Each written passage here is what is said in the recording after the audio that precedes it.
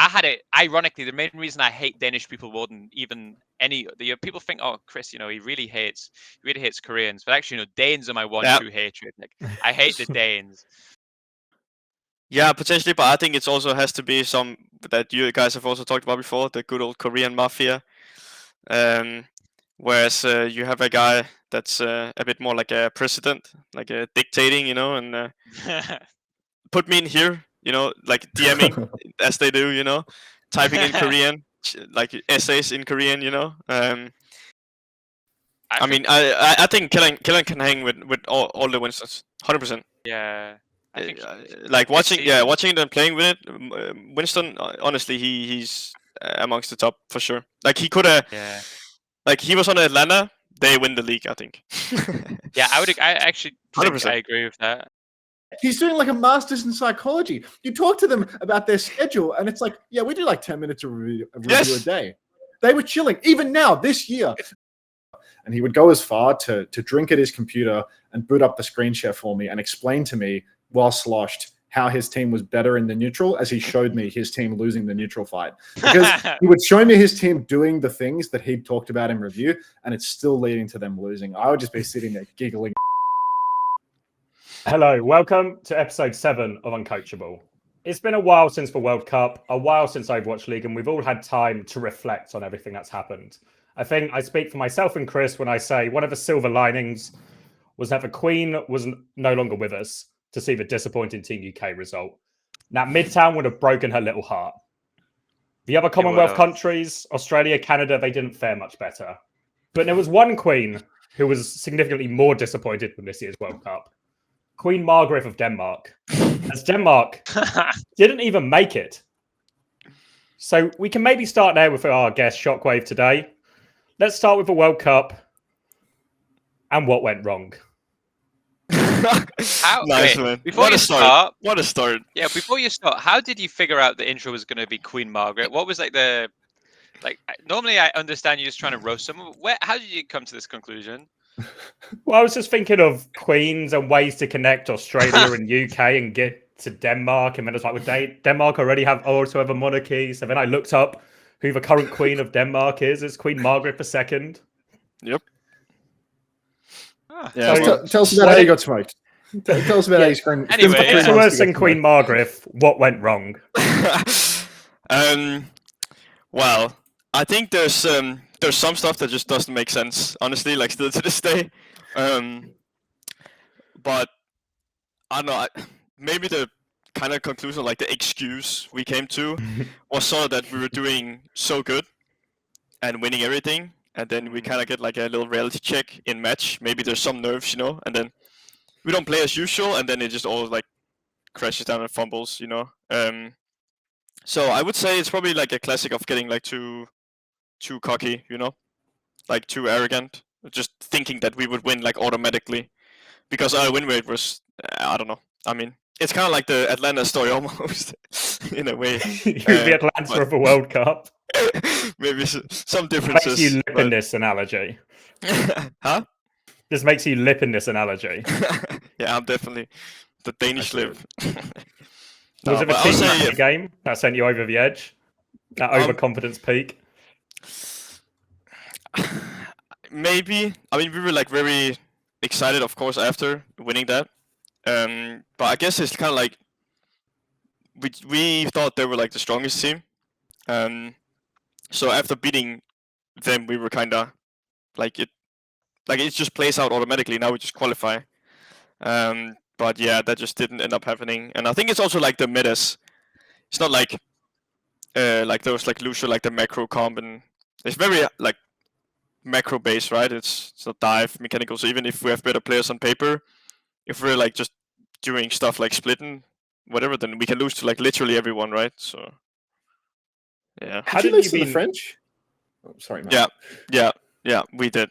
And the Spanish and the Dutch, right? You lost. I mean, the last match is legit like whatever, because we were like that was just GG. Yeah, it was just mental boom that no one cared. But yeah, the Spanish. I mean, the French one kind of hurt, but the Spanish one was just embarrassing.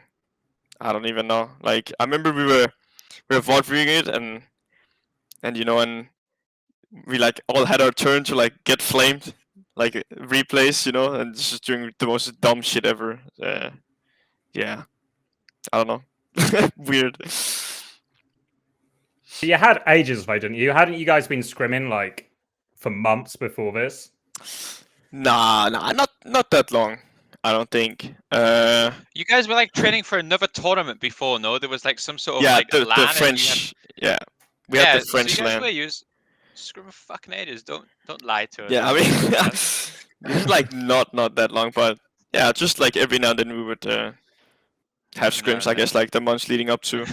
Weren't you at the boot months camp as leading well? up to it. Huh? Weren't you at boot camp as well? Yeah, so we also had a boot camp in Aarhus, in Fucking my hometown.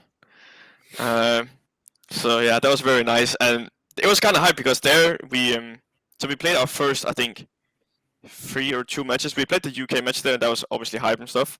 And then there was like this big event for the French match, where people's like parents came and sisters and friends and whatever, and they all came for this like that was the show match kind of.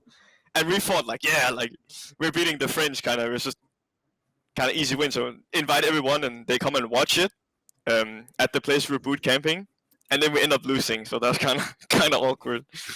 So Probably added even more pressure actually. Probably actually an end. yeah, maybe honestly. But I don't know. I don't think you can ever excuse it. I think we should all honestly be fucking embarrassed of that World Cup. So yeah. So you miss out on World Cup, which is obviously where the story ends, a lot sooner than a lot of other people's World Cups. So we should move on to maybe a rosier subject like Overwatch League, where the season was at least better than one other person's in the group call. True. So Never lucky, man. that was going to be the original intro, some kind of jab at gladiators for the 85th time. I mean, you should have, man. I was You've got the gonna fucking royalty in Denmark. Like, you're gonna have to reshoot the intro at this rate. But Actually, if you'd found a way to twist it from royalty into flaming glads, it would have actually just been like your greatest masterpiece. If there was like a way to tie those things together. Does Australia have a monarchy? it's yours, mate. Oh, Yeah, of so course. Space also let our king down. Yeah, Charles is going to be furious. Together we failed you. Do you have like our kings on your money? Our kings and queens Yeah. on your money? We have. I don't think we've got any new currency since he got the king, but we've got Liz on something. I think. Is that right? Yeah. Do we have That's Liz right. on our money? I can't believe this guy's Googling this. Yeah, we do.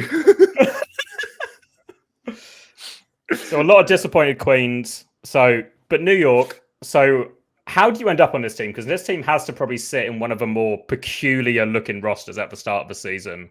So how do you find your way onto this team? What's your off season look like? So the off season so obviously I was on I got dropped mid season like the previous season, so I had played some contenders, and I think we kind of stomped everyone. There was like one close finals, but for 2 contender seasons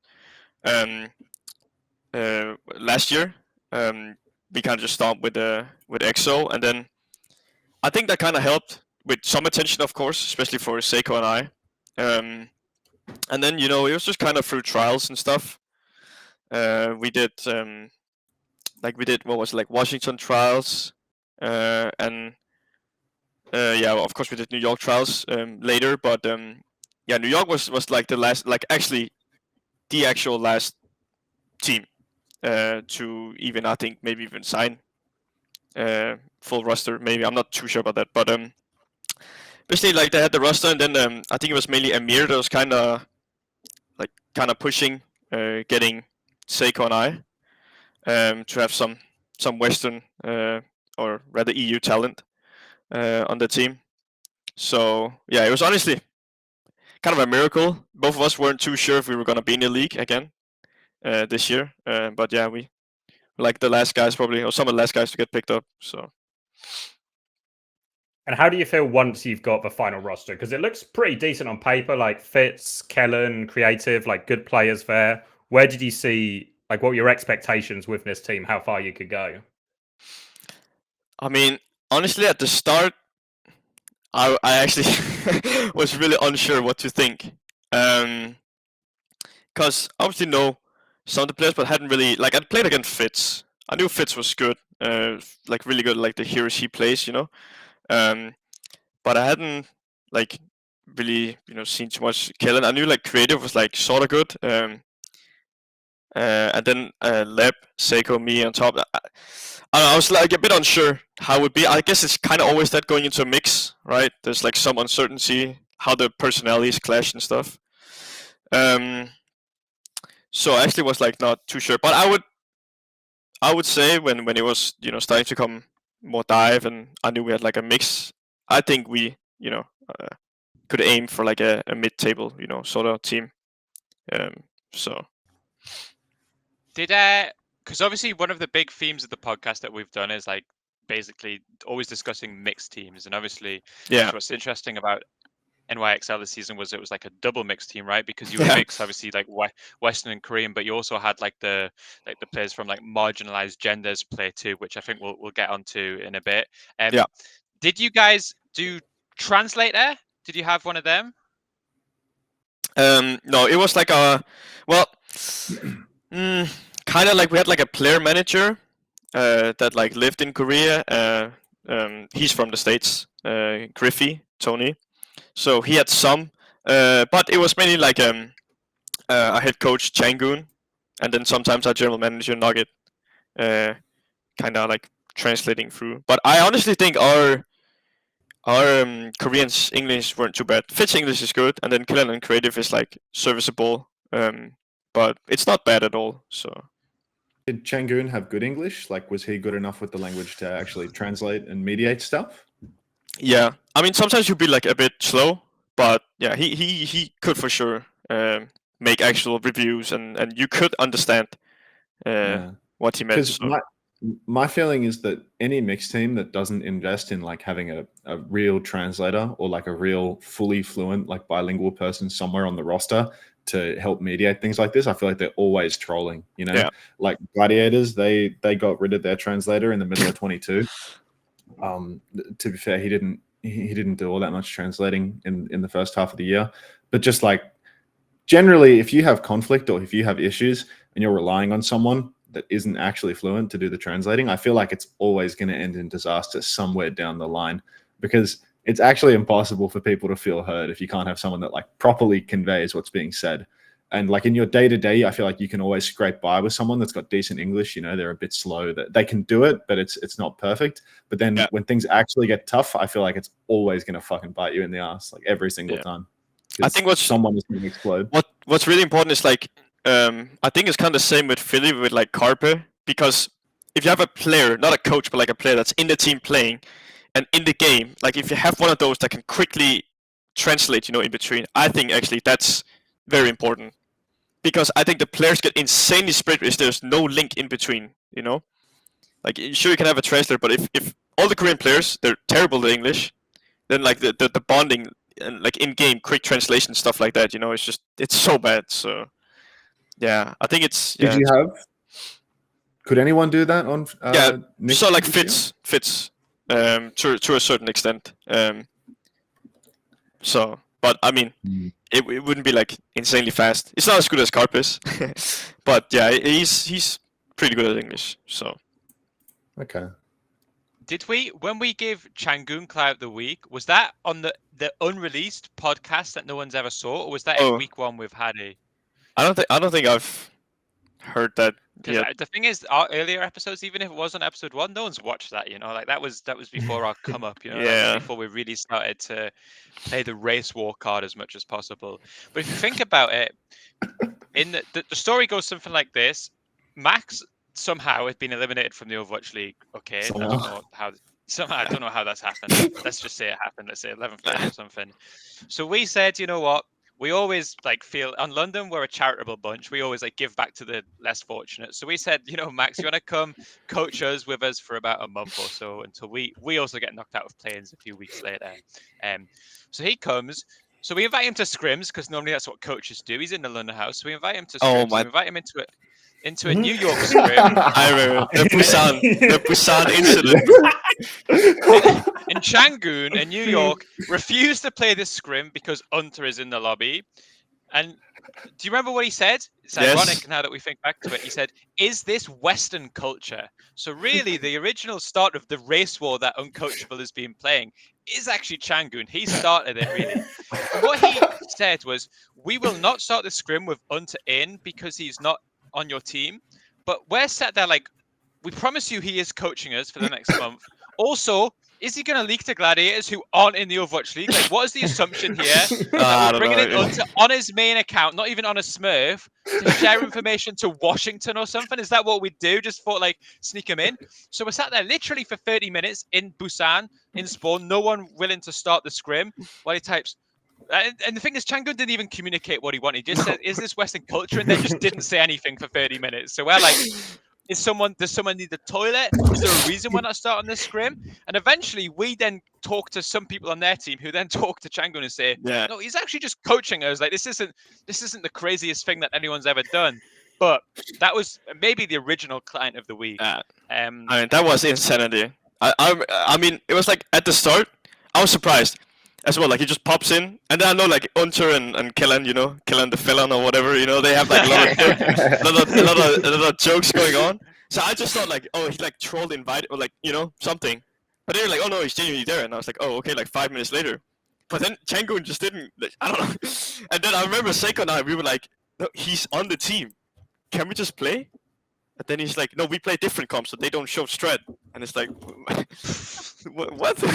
What? I mean, just play the scrim. What the fuck? Yeah. Yeah. I mean, it was like, in the first couple of minutes, I could see why maybe he was a little hesitant, right? But the guy really like dug his feet in. Like 30 minutes later, we're still just sitting there on Busan, no progress whatsoever, because the guy just refuses to let a gladiators coach into his scrim. But it's like, man, my team is dead. We're all in a ditch. I buried them yesterday. Like, just let me watch. Yeah, you know, and then a week later, he was eliminated from the Overwatch League, and I'm who's fucking laughing. Probably could have used those extra 2 maps of scrims. That would have been a useful one. Well done, Changun. You know, we had it once on Team UK. This was like 2018, 2019, something like that. We scrimmed Netherlands, and we were like 2 maps into a scrim, and we were winning. So we were like, "Fuck it, let's just play Spooky Hollywood." You know, like when like the Halloween version of the map comes out. And we were like, "Oh, let's just play Spooky Hollywood. This could be good banter." And they got into lobby, and they just said, "Well, we're not playing." We're literally like, they paused it and they said, "We're not playing Spooky Hollywood." And because we were winning the scrim, we were like, "Okay, let's actually test. Let's test it." Test the result. So we sat in lobby for like, it was almost an hour, I think, of us typing, "Let's play Spooky Hollywood," and the game was just paused, and no team would call GGs. So both teams just sat there for 50 minutes in lobby, just staring at a paused screen until eventually they said, "Okay, we'll play Spooky Hollywood." I think it was Jonah. So, Jonah dug his heels in, and he was like, "We're not standing for this." And eventually they stood for this. Spooky Hollywood. This is the line that I'm not willing to cross. But you know, that's it. If you always stand your ground when it comes to issues like Unter coaching or Spooky Hollywood, the other team will break.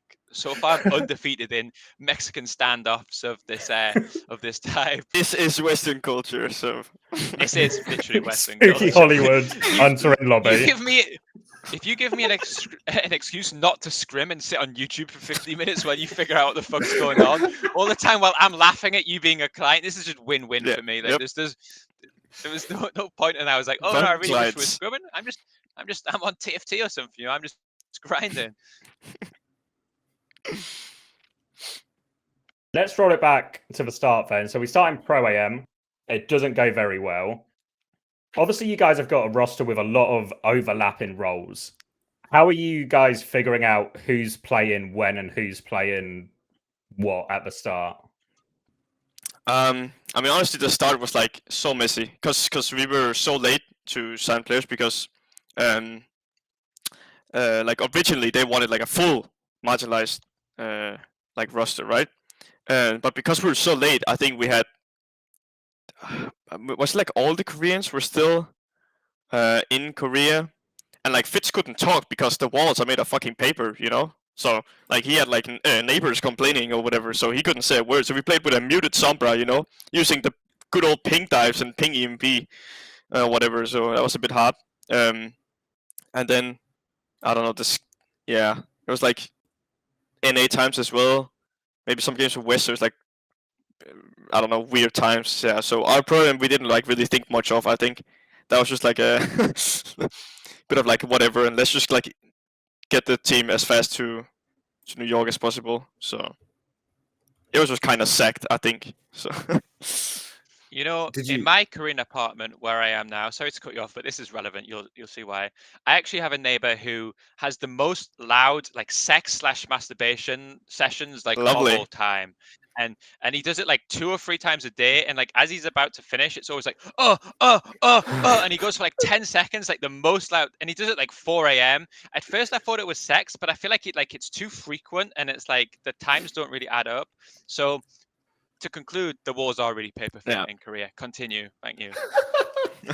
I mean, you say that it was sacked for you and that there was like very low expectation, but do you think that getting fucked early on in the season actually affected anyone negatively, like got you guys off on the wrong foot? Or was everyone genuinely happy to just get fucking smoked in Pro-Am over the internet? No, I think we didn't think too much of it because we knew our situation was fucked, right? Like, it's more the losses when we were fully all there in person with the team with a lot of practice, I think those losses matter more, but I think everyone took that kind of easy, it's just like emergency like situation. We didn't really expect too much, so yeah, it wasn't too bad, I think, on people's mental. Okay, so because it was so early, you were happy to just like cope and push it back and be like, it's okay, once we have practice things will be different. Yeah, I mean, honestly, at that time it was still kind of like happy that at least that's how I felt, that you're playing it all right again. So yeah, genuinely didn't think too much of it at all. I think maybe our teams had different perspectives on what it was like to be playing in AL. It's like I remember Gladiators, we were getting fucked in scrims coming up to Pro-Am. Like we really pulled it out of the fucking hat to come second in Pro-Am at the end there because we were just getting fucking worked by everyone in the lead up, and everyone's just looking at everyone in the office like in the days leading up to the matches, and it's like, do we hate each other already? Has it already started? Like, there's not a lot of happiness going around the office right now.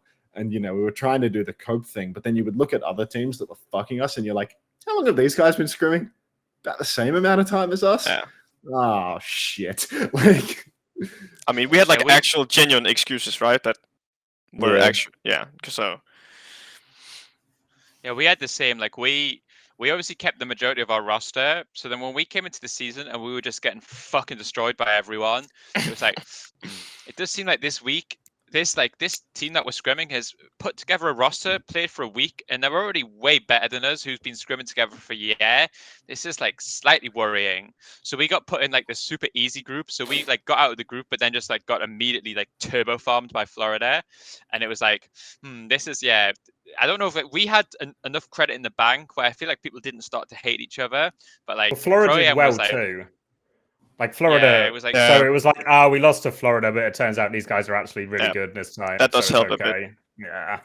Yeah, I feel like we knew if we'd also played anyone else in Pro-Am, we were still losing. Like it wasn't like a Florida only problem, but it was like, for us, it was like, surely we should come into this tournament quite strong because in theory our roster was the most similar like season to season, but we were like just immediately just getting fucking piped in scrims, and then we continued to get piped until halfway through the year. Yep. Meta change though. That was money. It did. Yeah, maybe. Trust the process. Trust the balancing cycle, and then everything. Well, it worked out, didn't it? It worked out. It did. Yeah. Yep. So New York. So at what point in the season are you guys? Are you all there by the time the season starts proper? Yeah, I think so. I can't remember how long before, but I think it's like almost like right after Pro-Am ish. So yeah, we were there in person. So you have a pretty patchy start, beating some of the shit teams, losing to a lot of the good teams, and then by the time you get to the halfway stage, it's probably a pretty underwhelming season so far. And then you guys make roster changes. How did that end up come into be? Like, what was the decision to take out Lep and Halo, and then look to get OG in? I think if you like the meta kind of was like a brick and like pretty much right after Pro-Am, I think. Like the Storm Matrix stuff. So we played that a lot. And then actually I think in our first match against, I think it was Atlanta, where Halo played, I remember people were like, why are they playing? Why is Halo in? Why is Lep not in? But that was actually because Halo's break was actually better than Lep's at that time. So that's kind of what we had to go with there. And then the meta obviously didn't really change too much, even though I can like respect Lep for sure, like trying to improve and stuff. And then I guess it just didn't cut it. And then they saw an opportunity in OG. And then Halo being cut, I think it was like some what's it called, like a not Mutual commitment, but like decision. yeah, but no, I don't necessarily think so. I think it was just because Halo was like too lazy, like way too lazy, and yeah, I guess not competitive enough. So yeah, I think that's why Halo got cut. Was it true that there was like a huge like hatred from like Lep and maybe Fitz like specifically? Like that was like a big point of contention throughout the season in terms of like, I think what happens in every Overwatch League team is, and this is to be fair, I don't even think this is necessarily like a mixed roster, but there's always one guy that gets that like everyone points towards, right? Like when your team's losing, it's never like, oh, it's like this, like it's either the coach or it's like one specific player. And I felt like what I heard, I think it probably also makes sense too, because Callan actually had such a good season, right? Like from where he was the season before, Callan was actually super good this year. Insane. And I felt like DPS wise, it wasn't like too big a problem, but I also felt like every team in this Summer Tracer meta just flamed their supports, like if things like weren't going well, like it was like a really horrible meta. So was there like conflict between like Lep and some of the other players on the team? I mean, yeah, for sure.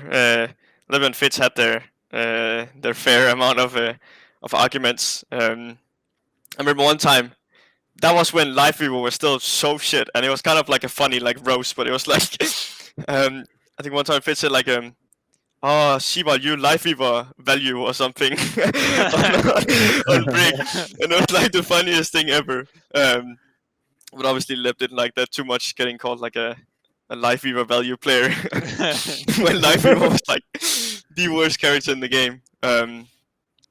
But yeah, well, I think one of the problems is I think there's like some personality clash, or maybe like culture clash, like the classic like American nice, PMA meeting the tough, more Korean, but I would say also EU, I think we're more similar to Koreans than like the generic Americans are for sure, because we are more like straightforward, like, bro, you fucking suck. Like, what was that? And the Americans, Swedish, right?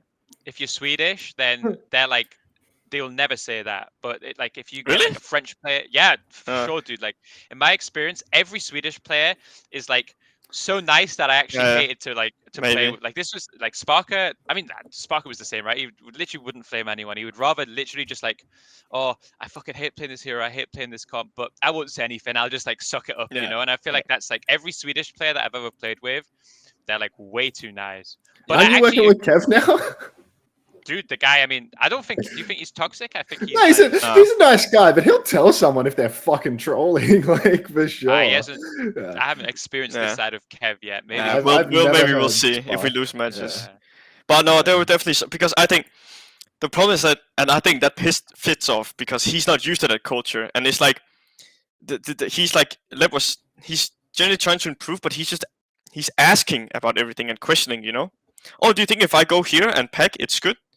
Oh, if I rally counter this, you think it's good? Where sometimes maybe he like sort of knows the answer, but it's like the American way of almost like double checking, Because they really don't want to like look bad, Like they always want to be like nice, PMA, all that stuff, So, and I think they kind of like hated that, like the Koreans. And I think as EU, I can kind of see both. I get both personalities or like cultures, you know. So yeah, that was No, maybe.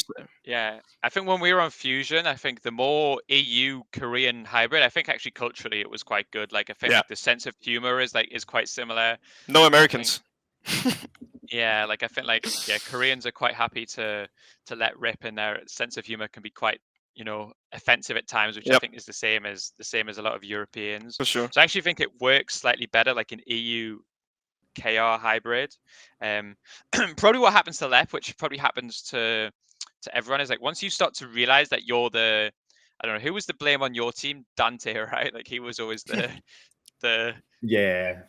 I feel like once you start to get like bullied a little bit, you lose confidence, and then all of a sudden you're like so unsure in your own decision making that you probably just like start to like ask for help all the time.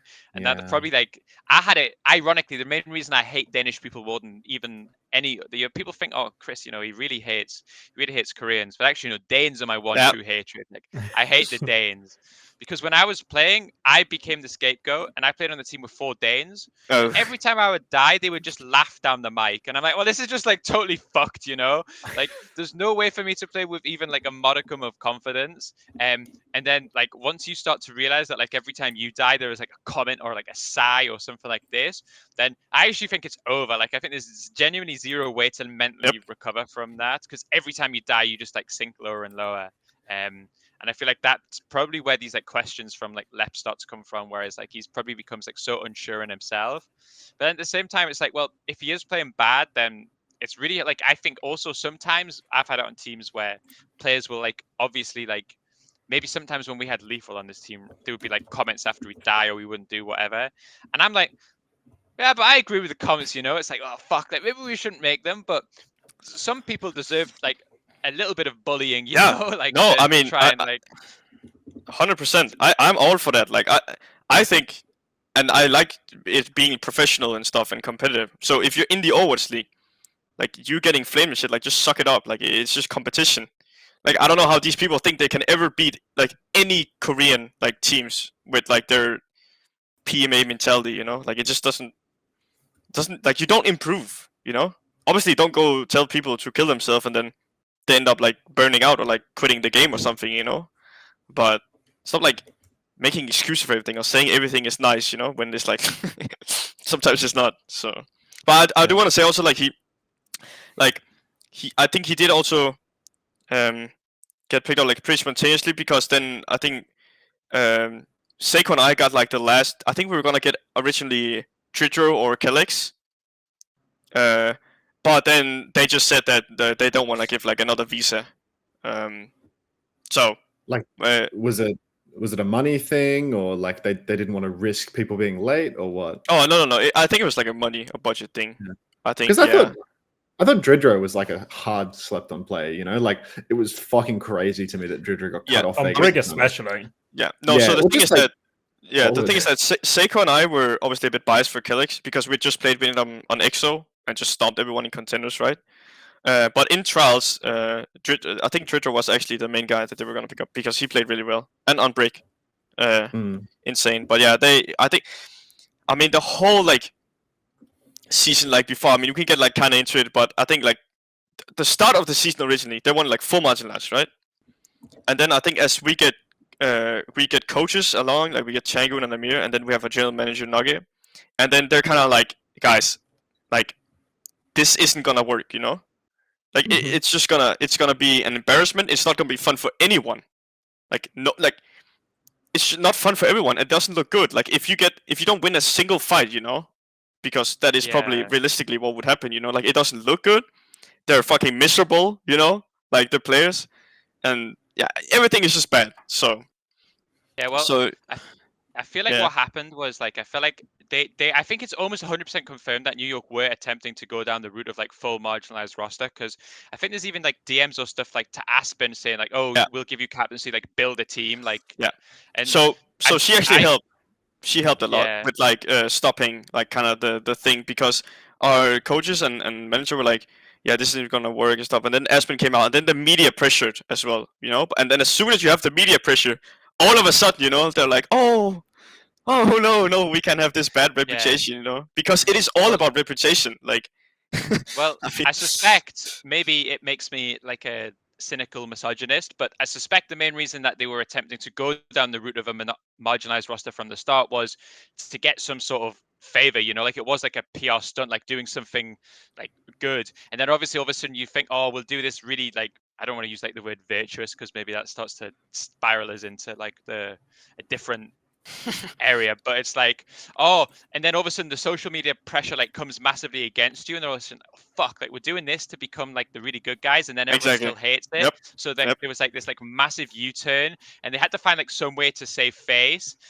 So like, oh no, this was always the plan. We obviously only wanted to sign like a few, and we wanted to like build them up, but like the roster was always going to be like, I guess like the word competitive would probably be the right one to use, but I also feel like that's just total fucking bullshit. Like, I don't think that was 100% what they were going for in any way. I mean, and I think if Reddit had come out and said, "Oh, this is such a brilliant idea, New York, we fucking love you," they would have built some sort of roster like that. I don't know.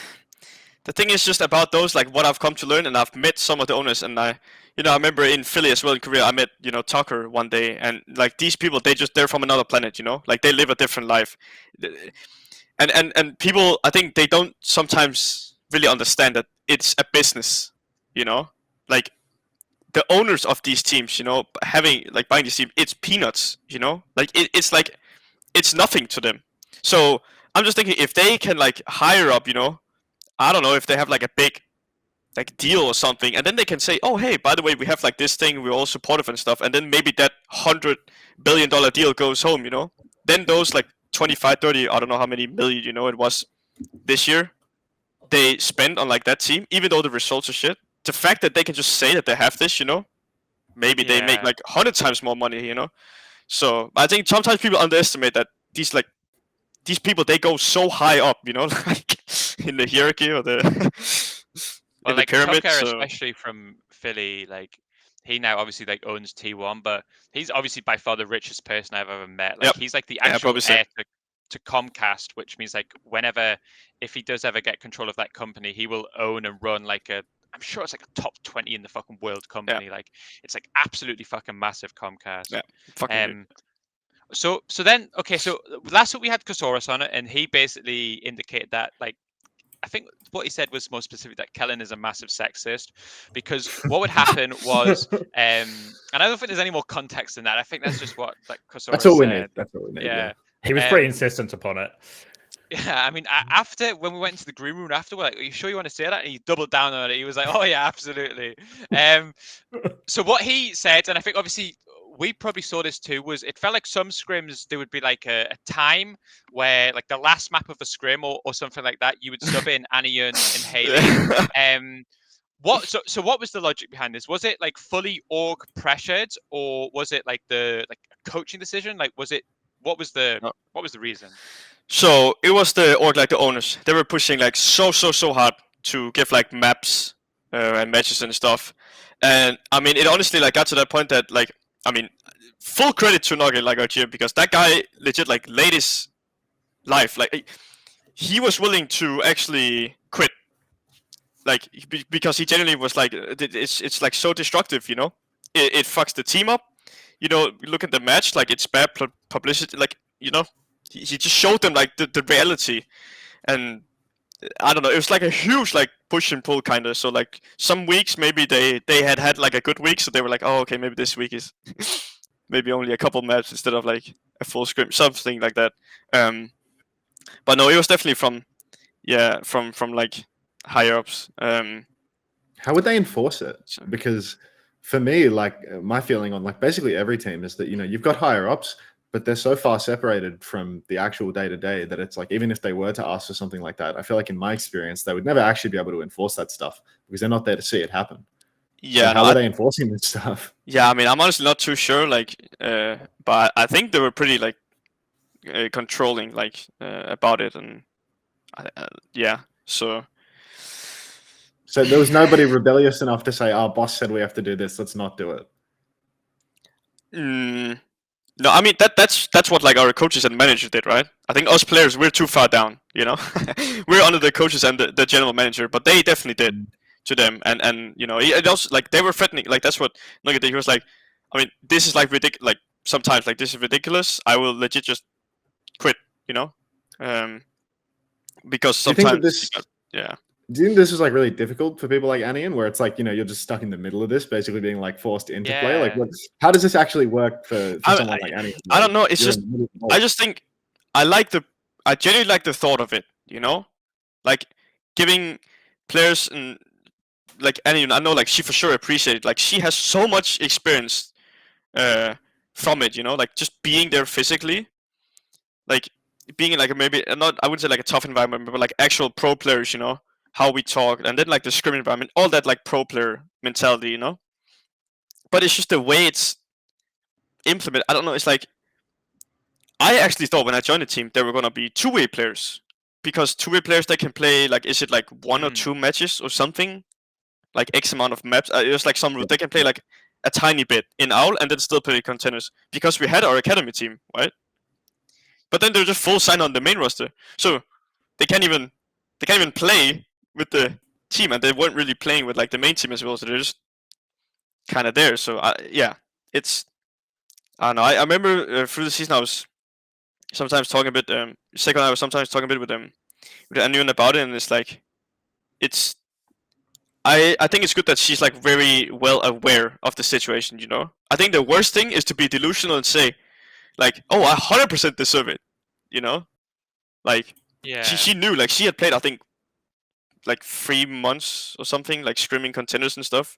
So she knew for sure, like she got, you know, picked up, not for like being like the best flex support in the world, right? So yeah, I think that's positive, you know, being aware of it.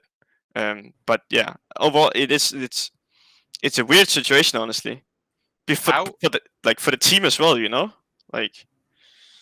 How were those actual maps when they came in? Like, was there like a noticeable drop off in energy? Was it more tilted? Do you think like even like Anion like enjoyed those scrims when she played? Because yeah, I don't know. I can see it going both ways. I can see Max's point where it's like, oh, I really want to play, but if I play and everyone else is like already like they've played a few maps and they clock out, then yeah, I would feel like shit playing it. Like it would actually probably do more damage than good.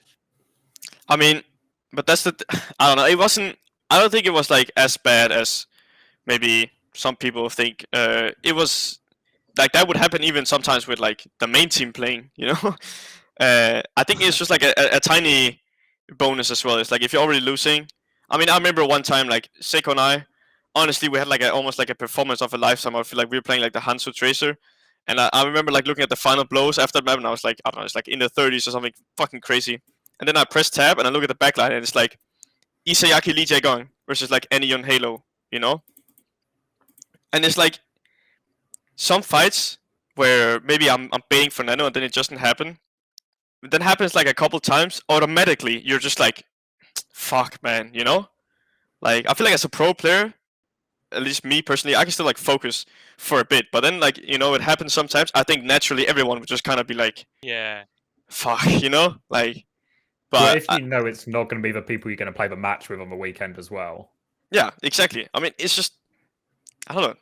It's just dumb, you know? That's what I mean. Like, it's so bad. Like, it's like a lose-lose almost, you know? Like, yeah. There is probably a way to do it as well, where like you can include them as the team, almost like the two-way idea or an academy player, where you have your core team, and then you have these players who will come in, get the experience, and you try and use that to bridge the gap. And then maybe someone like Anion who does come in for, say, double flex maps or something, there's maybe a more sensible way to go about it, where the playtime isn't forced or mandated, and it can actually be a bit more what they were aiming or what they said they were aiming for. Yeah, I think one of the things is that also it was like a thin line, like it was like kind of awkward, like our management, like our coaches, like because it was kind of, some of it is like for us players, you know, throughout the season, it's like behind the scenes stuff, you know, or like it's like maybe we don't get too much information about it, because I remember sometimes in scrims our staff wouldn't necessarily say why they're playing, you know, and then it would be maybe the week after, and it's like, yeah, actually we had this meeting like 2 weeks ago, blah blah, and we gotta like put them in, because I think sometimes like some clarity would have helped it a bit. And then also I think sometimes in scrims, if you have like a contender scrim and an Atlanta range scrim, maybe just play, you know, the main roster for the Atlanta scrim, and then for the more easy scrim probably with the contenders team. But this is how they do it in Following stuff. traditional sports, right? Like if you were Manchester United, you play your full team for all your Premier League games. But if you had a cup game against a weaker opposition,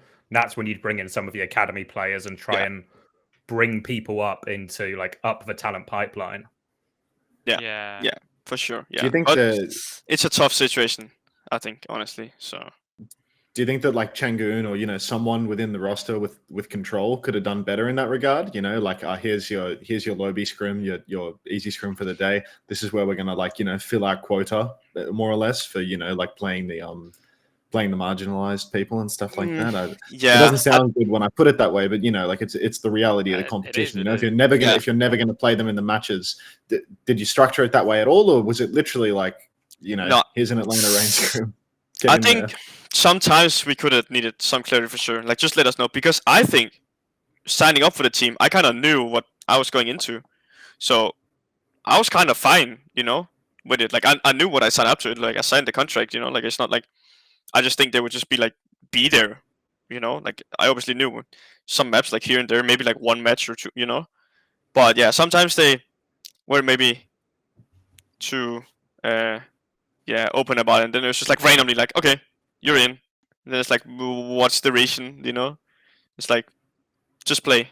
So you were always in the dark about the reasoning. Not always. No. But yeah, sometimes they would. It's not great. Not great. Yeah, no, and then I mean, it just sucks for all players, as you said, right?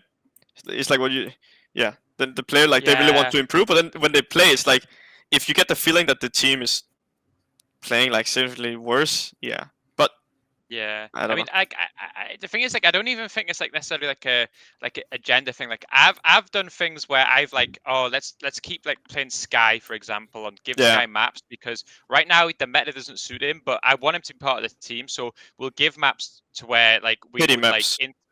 like effectively, right? And I felt like it was something we always tried to manage, and I feel like even for like London, it was like, okay, they probably fully bought into the reason of why we need to give like Sky maps, because when it is his meta, he needs to play, and they're really close friends with him. But even then, when we start to lose, and all of a sudden we start to put in like you said, like pity maps, it's almost inevitable that there's like this like mental like downturn in terms of instantly it's like, it's one of these fucking double flex maps again, or like whatever it is. And I really feel like with like the project that NYXL tried to do, I think esports, or maybe just in general, like Overwatch isn't big enough with enough infrastructure to really make this work. Like, I feel like if you really want to like commit to this project, it probably does require like an actual academy team with like a dedicated coach that really wants to to bring it up.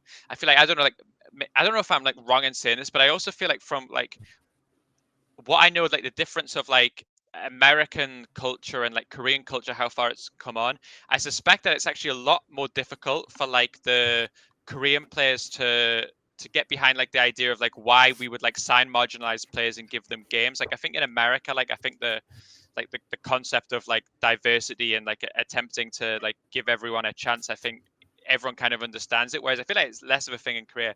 So I imagine like the same reason why Kellen is like shooting his grav up in the air, I feel like it's actually even more difficult for them to wrap their head around that concept, to the point where it feels like, I don't know, it would be interesting to talk to like Anyun and Haley and say like, oh, are you glad that you got signed beyond just like the amount of salary that you got for a year?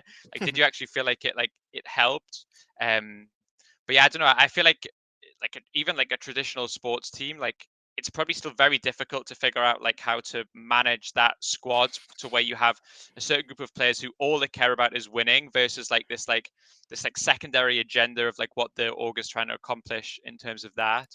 And I felt like it was one of those things where it's like you can kind of see it before the season, where this is either going to go one way where like these players just never play, or it just becomes like an additional like resentment factor that like eventually like ends up hurting the team.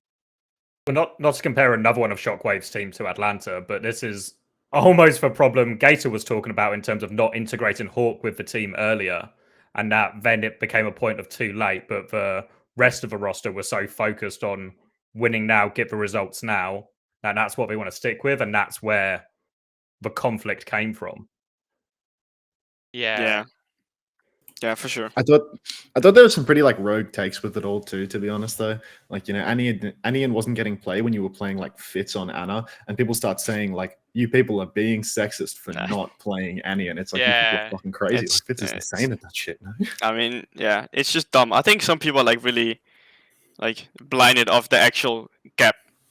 Like there is people don't recognize that, like if you picked up basically like calling all heroes players, they're probably not like at the same caliber as creative on Ana as Fitz on Ana, like just as he's off role. I mean, no. I think there's some results. I think our academy team, they didn't win a single map.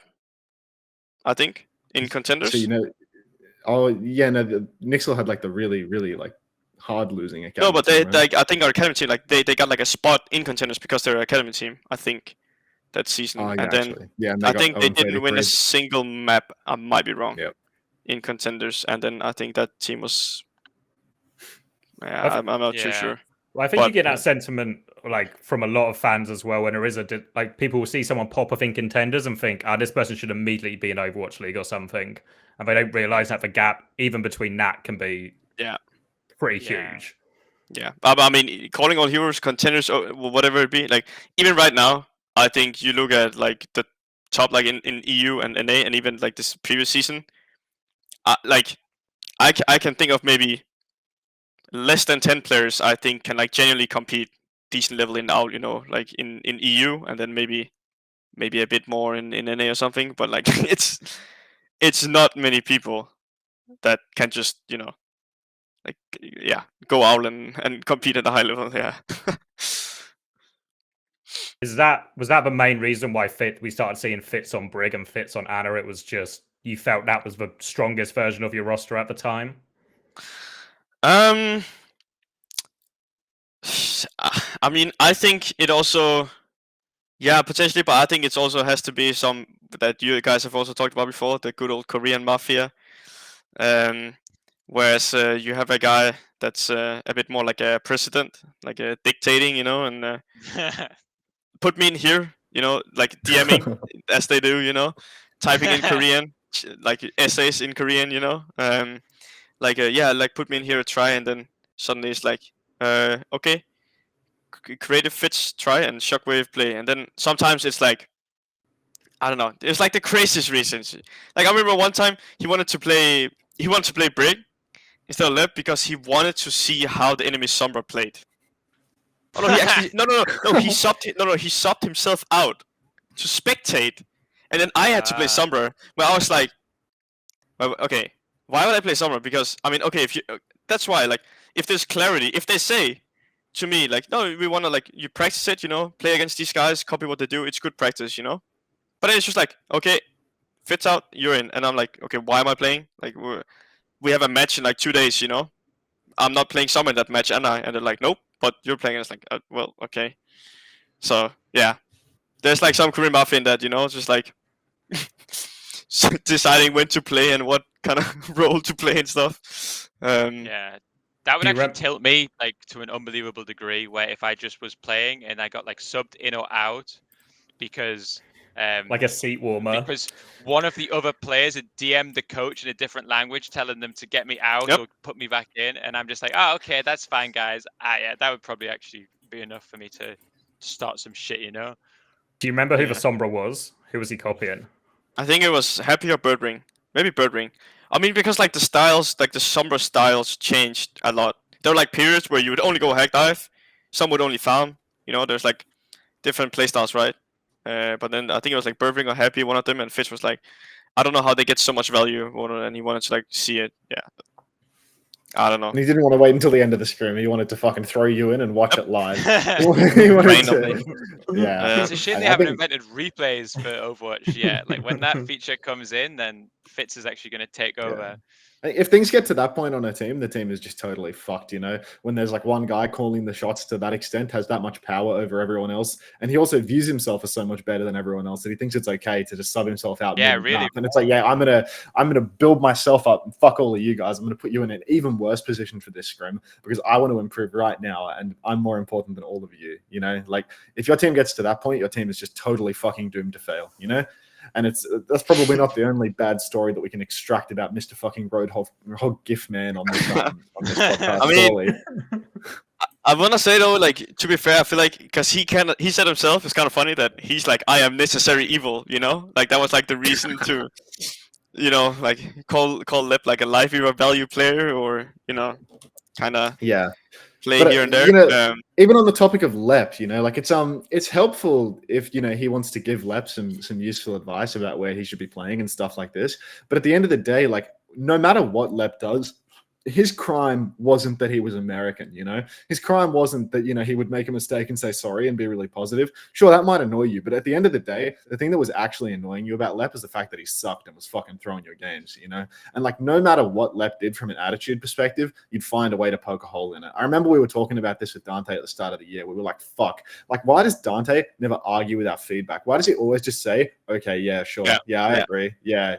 It's like, but if it was the other way around, if he was always arguing, we would have been like, fuck, he's such an annoying, argumentative cunt, you know? Like, it actually doesn't matter what a player does. You can never win. If they're the problem, it doesn't matter how they take the feedback. The problem is that they're the problem, you know? The problem is that their skill is too low. So no matter what the attitude is, no matter how they actually approach the problem, as long as they're trying in some way to solve it, that's the best you can possibly ask for.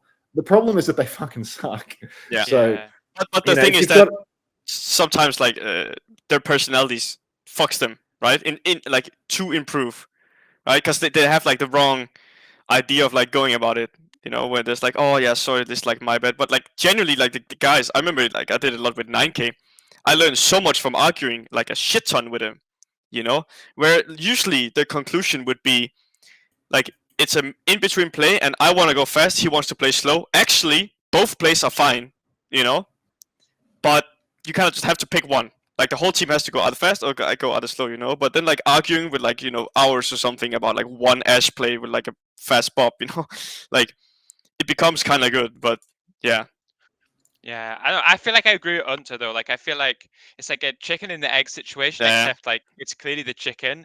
Like, when I was, like, this season in London, when we were losing, I was like, oh, I fucking hate this Western attitude. Like, I remember using examples of, like, who was it? It was Alfie and Flora. I say, you know, these fuckers duo every night. Sombra Tracer, like every day. Sombra Tracer, that like they're duoing, and you guys won't even play in the game because you hate each other. This is the reason why we can never keep up with Koreans. And I'm like, yeah, like we're too passive, or like we don't, like, everything is wrong with our attitude.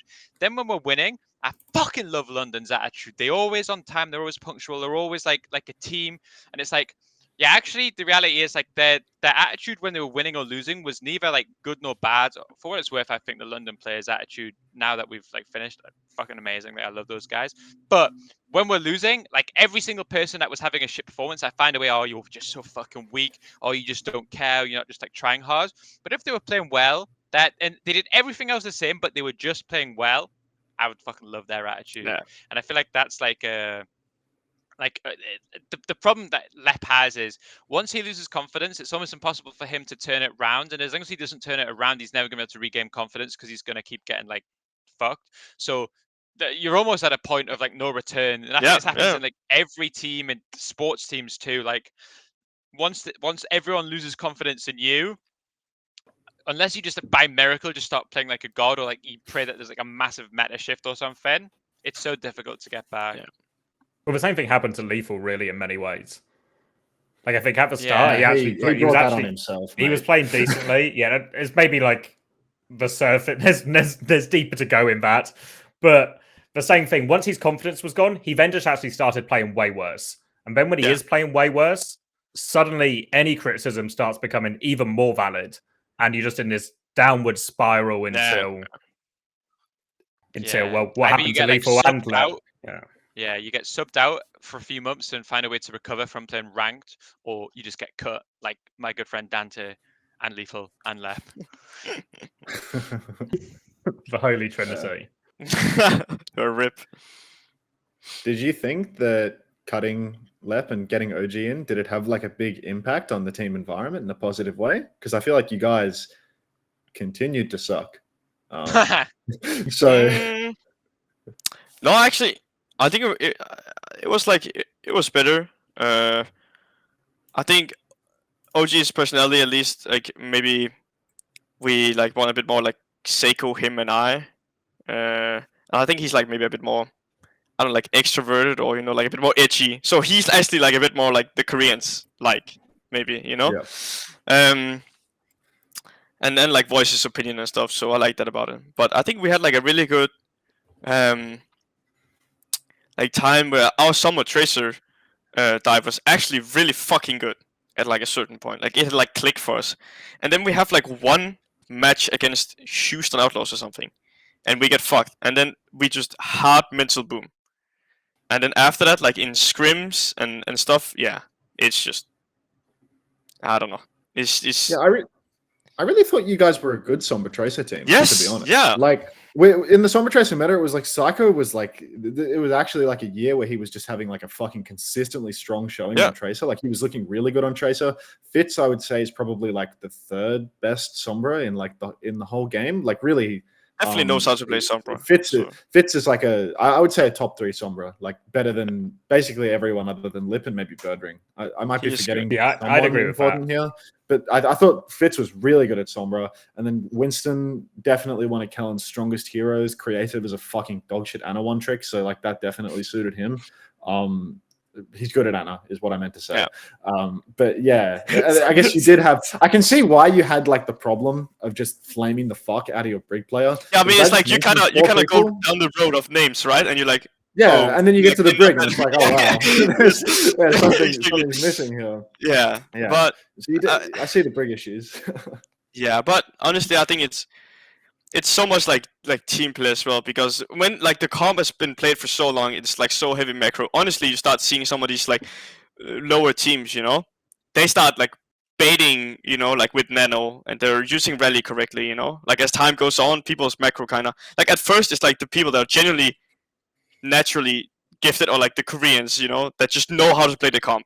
They always stomp at the beginning, right? And then as time goes on with the same comp being there for a long time, like many teams kind of catch up, right? So I think we got like in a time zone, like we got in a time where we were pretty good at that. But then yeah, that one Houston match, and then I don't know, we just fucking mental boom, and then yeah, I don't know. I didn't really understand that. You guys got really good.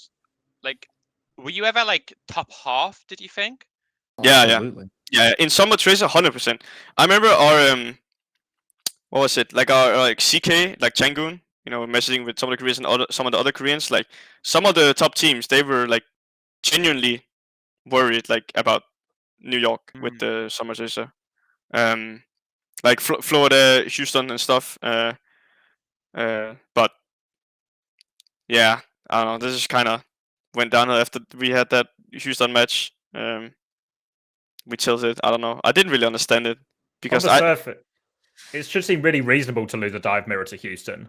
Yes, no, but I think, and that's also sometimes some of these Korean players, they like need like the Western like reality check, I guess like you London guys for sure had that, where it's like losing, like you kind of know where your space is, But these guys, they just, if they don't win, they're fucking trash, So like even if they're losing to like a team that has like 10 times more budget or whatever, and like better players in every role, they'll be like, "Oh, we fucking suck."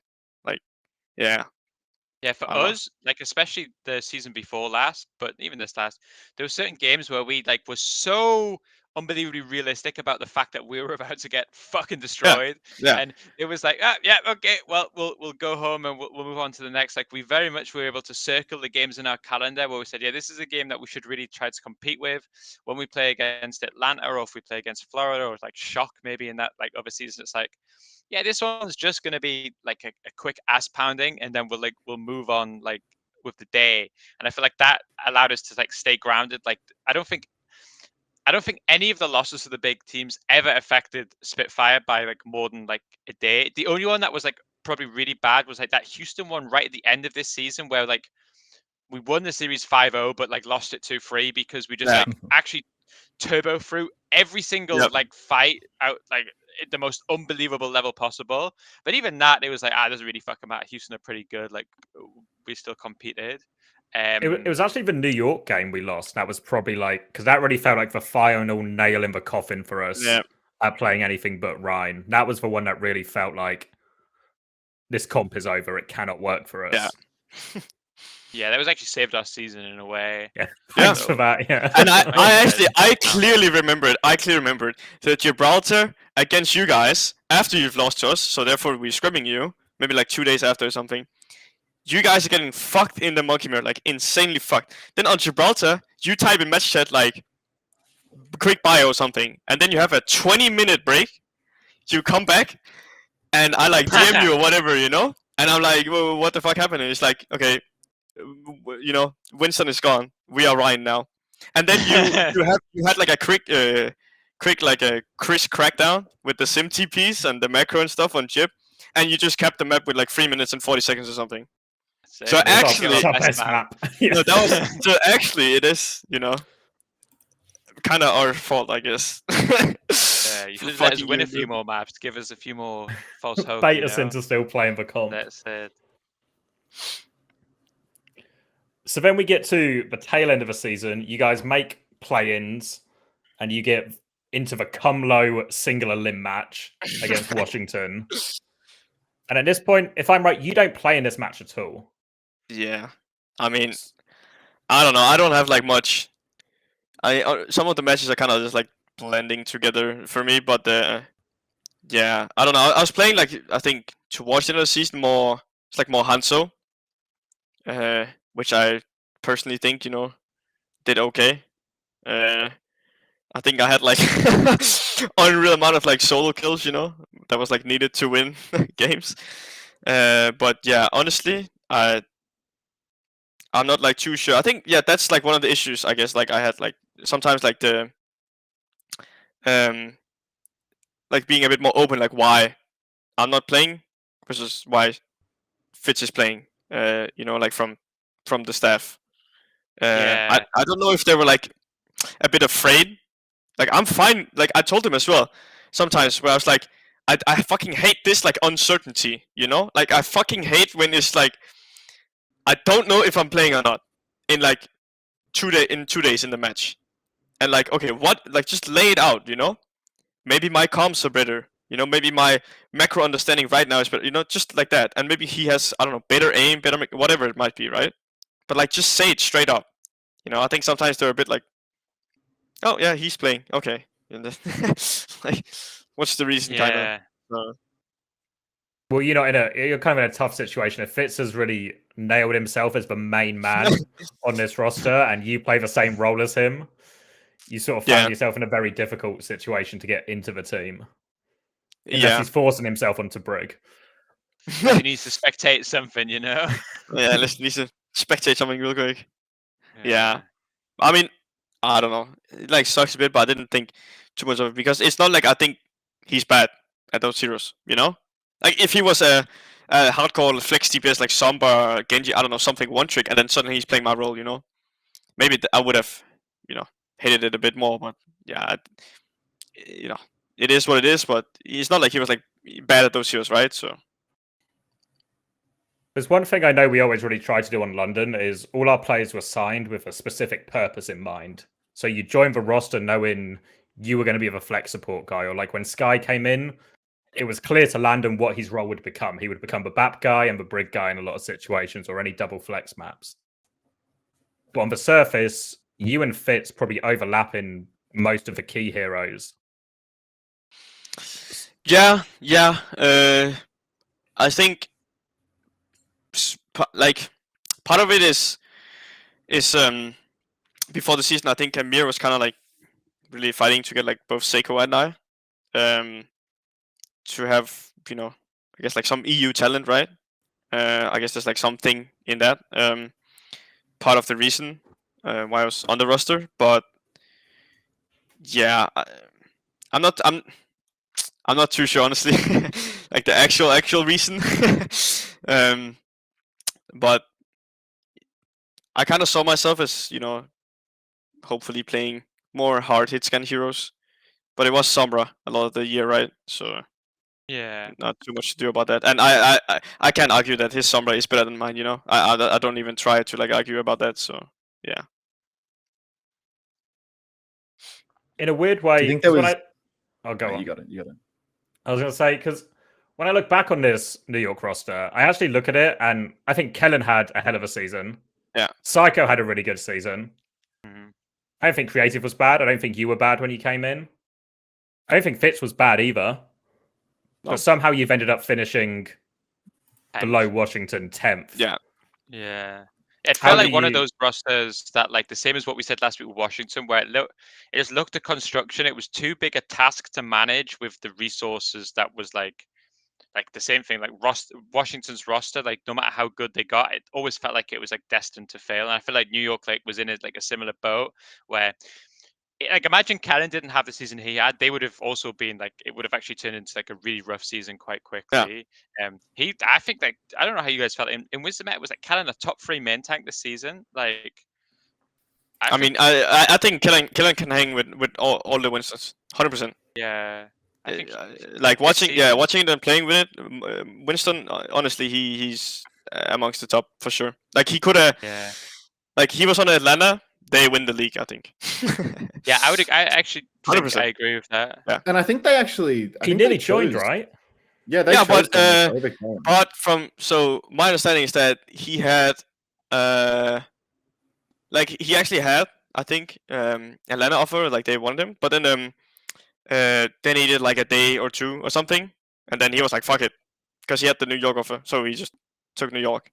But so he's just really good at putting himself in winning positions. Honestly, like you get an Atlanta Reign offer, and they've got like Lip and Stalker in the wings, and it's like, fuck it, like I'm not going to wait 2 days for this. Anian and Halo are signed to NYXL right now, so I feel like I've got pretty shitty top tier offers on either side. From what I understand as well, it's not even like Atlanta. It's not even like Atlanta were like, you need to sign now, or we're ripping up a contract. Could have just waited. Yeah, I mean. Oh no, sorry, New York. New York weren't about to rip up the offer if he waited a couple more days. At esports players, it's always so hard to turn down a contract when you're jobless, though. You know, like the second you get something, you're like, could just lock this in. Like all my worries go away, even though I know it's not the smart decision. But no, I want to say overall, like I wouldn't say it was like necessarily like a terrible, like a bad season. You know, I think when people play like that, like a pretty decent season. I want to say like the team house and like the living, condition, and like we had like a huge like a and B. What's it called? Like, it's like one of those like it's like a mirrored house. They're very popular in the States. I forgot what it's called.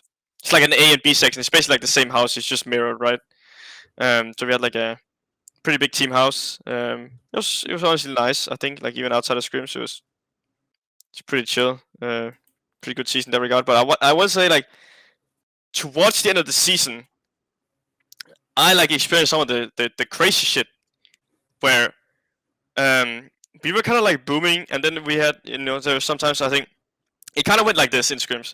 So we're loading the map, and then maybe some things went wrong, or Hunter would be in lobby or something. Whoa, no, that's a really big one. No, but then there's maybe like one time where Fitz would kind of like lose it, start like telling a bit, not saying so much, and that shit like snowballed.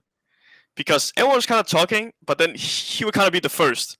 And sometimes he would kind of lose his shit. Like he would take off his headset and just play with it off, like lean back in the chair, like fully lean back, and just playing. And I was sitting next to him. And I remember sometimes this is some of the craziest shit I've ever seen in my life. He was playing Sombra. He goes for like a hack dive and he dies, and then he alt taps, goes and plays Maple Story, like click, like selling items or under whatever you're doing in that game, and then he respawns and he alt taps back in and he's playing like in windowed mode. Like, and I was like, this shit is fucking crazy, like this shit is unreal. So he was like so clocked out. Should have tried messaging Changoon, like DM him, see if he would have subbed him out for you at that moment. He was trading to Changoon in Maple Story was the thing. That's why he always played. Yeah, maybe they didn't want to start the scrim because they had some Maple Story to get up to. Maybe they were the real winners. Like we thought they were tilted, but they were actually grinding, making money. No, that's all the crazy shit. Like the quick alt tap and then like quick with the keyboard and mouse and then back in when he respawns. Fucking unreal. But yeah, I think Seiko and I, we were probably like the ones that were pretty open about, because then sometimes the scrim would go on and then people were just playing, and then sometimes Seiko and I, we were like, okay, I mean, like I guess we are the players, gotta address the elephant in the room, but like my guy has doesn't have his headset on. He's like leaned back, like in his chair. He's not talking. He's not saying anything. Are we just gonna like start the map? Like, yo, what's up? And I think that towards the end, I don't know what the fuck with our coaches if there was like too much shit going on. But yeah, towards the end, where I thought actually we could do really fucking good. People were just like kind of like chilling, and I genuinely didn't understand why. And then we had like a meeting. I mean, one day towards the end, like maybe 1 week or 2 weeks before the finals, and it was like we had like a full team meeting, and our coaches and Changun and stuff. They said that we basically had like no VOD reviews and stuff because they were kind of tilted that they felt the team had given up. And personally, for me, that's like first time experiencing staff being tilted, because I think it's fair that players are emotional. I think that's like, that's fair. Some players are emotional, but then you need the staff to be like the higher ups, right? Like they're the parents keeping the tilters in check, right? Like if you have some fucking kid in your team, it's like tilting and whining, then you need like staff, right? Preferably. You don't want like another player to say like, what the fuck are you doing, like can you play the game or whatever, because you don't want like that friction, like you don't want that. But then we had that meeting, they said that, and I was like, genuinely, I was shocked, because I had never experienced anything like that, Like, can you imagine, like, you or Lana just saying, fuck it, guys, we're not winning a monkey. I'm not gonna do VOD views. I'm not like CBA coaching. Like, I'm tilted that you guys are tilted, Like, yeah, it does seem like it really would be a winning strategy. Yeah, to also collectively give up. It does feel like that will not necessarily work the way that you expected. It's not a fight fire with fire type situation where you guys think you're going to give up, we're going to give up harder. Exactly. And now, and it's like, what? It doesn't work like that. You're like, trying again. What the fuck? But yeah, then we were like severely behind on just basic macro. Honestly, it was like embarrassing. Like like counter swaps and stuff. It was so embarrassing because like it was just VOD and review and like everything was just shit. Yeah, towards the end. So yeah, at the end to me, I was a bit surprised about it. It was just like a downward spiral. It was just like tilting and stuff. I still don't understand why, but I do think maybe it is because they have like higher standards, And then if they're not winning, then I don't know. Yeah, I wonder if this is one of those examples where, because I always feel like in teams, it's so easy to make some sort of like push in playoffs where you just say, all right, let's just not sleep for a few weeks and just like put everything in because we're going to have this massive off season. But I wonder if this is one of those times where, because the news was that like the league was like on its way out, if it's one of those where it's like, do I really want to like do this like 3-week push now when there's no job for me anyway, or I'm thinking about retiring? I wonder if that's the type of thing that like maybe could have happened this season, which wouldn't have like, because even if you had a shit season, if you were in play-ins or playoffs, if you wanted to be in the league next year, you had to do something at the end, and then you could have gotten to a different team. You could have done vice versa. There was always some motivation to give everything at the end. But maybe this was like the first season where that like wasn't the case, and maybe that was a factor. I don't want to say though to like establish it, because I know some of it, like the behind the scenes stuff, like them like battling with the upper man, like the owners, right, and the org and stuff. Like that probably also kind of was like a nail in the coffin kind of for their mentality, because I know a bit more than halfway through the season, I guess it was something like that, or like towards the end, they had like a meeting, and they said basically, no, it was I think mid-season, right after the mid-season. Then they had like a meeting. They said, I think we had gotten, I don't know how many wins we had, not many, but I think we had done all right in some matches. And they basically said, we actually weren't necessarily expecting you guys to win, but if you go winless throughout the next half of the season, we're still satisfied. Like, it's actually okay.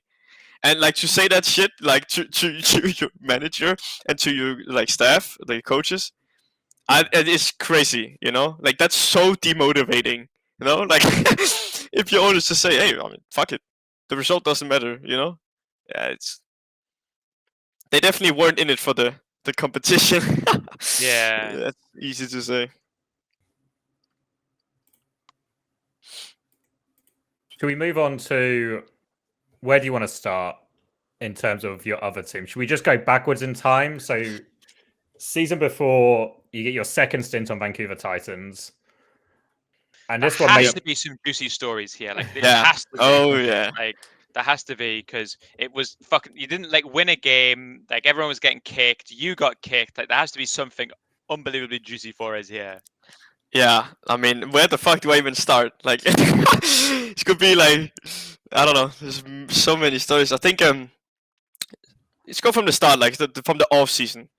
So I obviously had a bit of a tragic, unlucky season on Philly, and I think in terms of me going on teams, it was kind of, I guess for the like people on teams, they're kind of uncertain how my skill actually was, because I had just been kind of AFK almost for the whole year. But I ended up then getting on Vancouver, and I remember at the start I got like the roster and stuff and some of the players, and they had like Falls as the only tank, and I instantly said like in that moment like so fast, you know, and I was so eager to just like, guys, we need a fucking main tank, you know, like you need a main tank, and I know Huddy, he hadn't gone to London yet because he was cut, right? Yeah. And I was kind of talking with Huddy, and I was trying to do like some social engineering behind the scenes, you know? Like I was like, Huddy, like this team is gonna be fucking sick, you know? Like you got like decent money, even like salary wise, not bad. But then they just kind of, yeah, they said like, yeah, we'll kind of like go with the flow, like see how the meta is. And then how unlucky is it that Zarya, you remember like in the beta of Overwatch 2? It was like Zarya, Sojourn Reaper. So they were like, nah, fuck it, we don't need a main tank, you know? And then what do you know? Monkey becomes meta. And then we're just fucked, like we're completely fucked.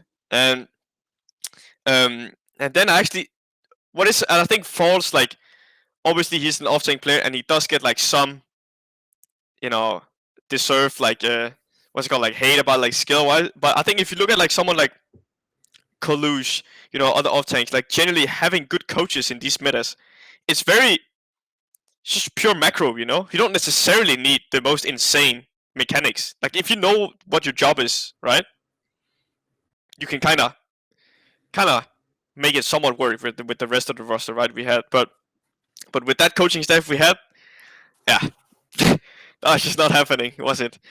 So yeah, we kind of go into that, and it's monkey meta going into season, and we just, yeah, we're fucked. We are absolutely fucked. And I think in the start of the season, when I kind of knew that it was over, so I knew going to season that the fact that they still had the same coaches was already like a red flag. But it was kind of like the best offer I had anyway, so I, thought, I was very naive, maybe things has gotten better. 1.5 seasons in Overwatch League, but yeah, no, it was just not, it was terrible. But I think that match we had against you guys were playing Ryan, and you had just lost to Shock, I think, in your first match. Yeah. I clearly remember I don't know if it was the first match or it was probably a second match. I remember going into that match, like we lost our first match, and then going into your match, we legit had a 5-minute review or something going up to your match, and it was looking at Shock replay, and then the conclusion was, and I'm not kidding, it was just play like Shock, and we will win easy. And that's just like, how can you say that? Like, it would have worked if you had done that. I mean, they were genuinely. right. No, but it's just like, how can you say that, like, unironically, And that's already that's like second match, and I kind of know there. Oh fuck, like, this is what we're working with here. Fuck, this is gonna be hard. Well, you actually set Chris up greatly again here, because as much as in season 6, oh my god, man! When you beat us and forced us to play Ryan for the rest of the season, this was our London's first game of the season was against Shock. So we were like, just do what we can, guys. See how it goes. Got 3-0'd, I'm pretty sure. And then we were looking at this Vancouver game, like, this is the important one to win, right? If we win this game, we all get the confidence. We already matched last season's record, so that's pretty good. All of a sudden, the buy-in in Chris goes through the roof. So once again, you just can't help yourself, but keep setting up Chris for success. You made Chris' career in a lot of ways. Like, these constant boosts. Yeah. When the fraud allegations started to come through this year, you fucking kicked him into 11th gear, made him play Ryan permanently to get his reputation back. Yeah. No, but it was kind of, it was crazy. Yeah, crazy at the start. And then I think, was it first match, the infamous, like, so we had Seiko obviously playing Genji, and he hadn't played too much Genji. And we had maybe it's his first match ever in Overwatch League, and he's kind of nervous, and then he has the tragic Genji blade, which is kind of funny to this day. But then after that, and it's like kind of what you say with the confidence player, right? Like, what our team was so bad about, so after that match, our coaches had the famous secret underground meeting, because our building where we lived in and practiced in was connected to the Canucks, like the hockey. So they wanted to have like a meeting behind the scenes, because I think maybe it's like Aspire and maybe the coaches. I don't know. It's like mixed like opinions about whether or not it was like his fault of like losing the whole match, which it clearly wasn't. It was just hard scapegoating again. It's for first round. Yeah, but it's like, come on, guys, and I remember Floppy, they're so bad at like just saying it as it is. It's the classic generic. They just can't confront people. They can't say, bro, this was fucking terrible. They're always like, it was okay, but if you just do this a bit better, all that shit. They want to like be the nicest people ever, and it just doesn't work. But then he's up there, and it's so funny, because ranked isn't even out, right? It's such a shit show. So he's fucking grinding quickly, because he like genuinely wants to improve. And then they can't hold a meeting in that, like, the facility area.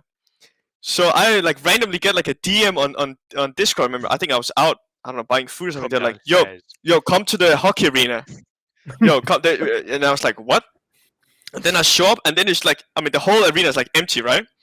But obviously we could kind of like go in there, whatever the area. And then there's like they're like sat on the chairs, like Aspire, like Falls and Fluffy and Pew and Justin. They were like, yeah, so obviously like the Genji performance, and I was like, holy shit, this meeting is about Seiko's Genji today. What? And then they were like, yeah, so how do you feel potentially me playing? And I was like, what, guys? Do you even know what heroes I play? Why the fuck would I play Genji over him?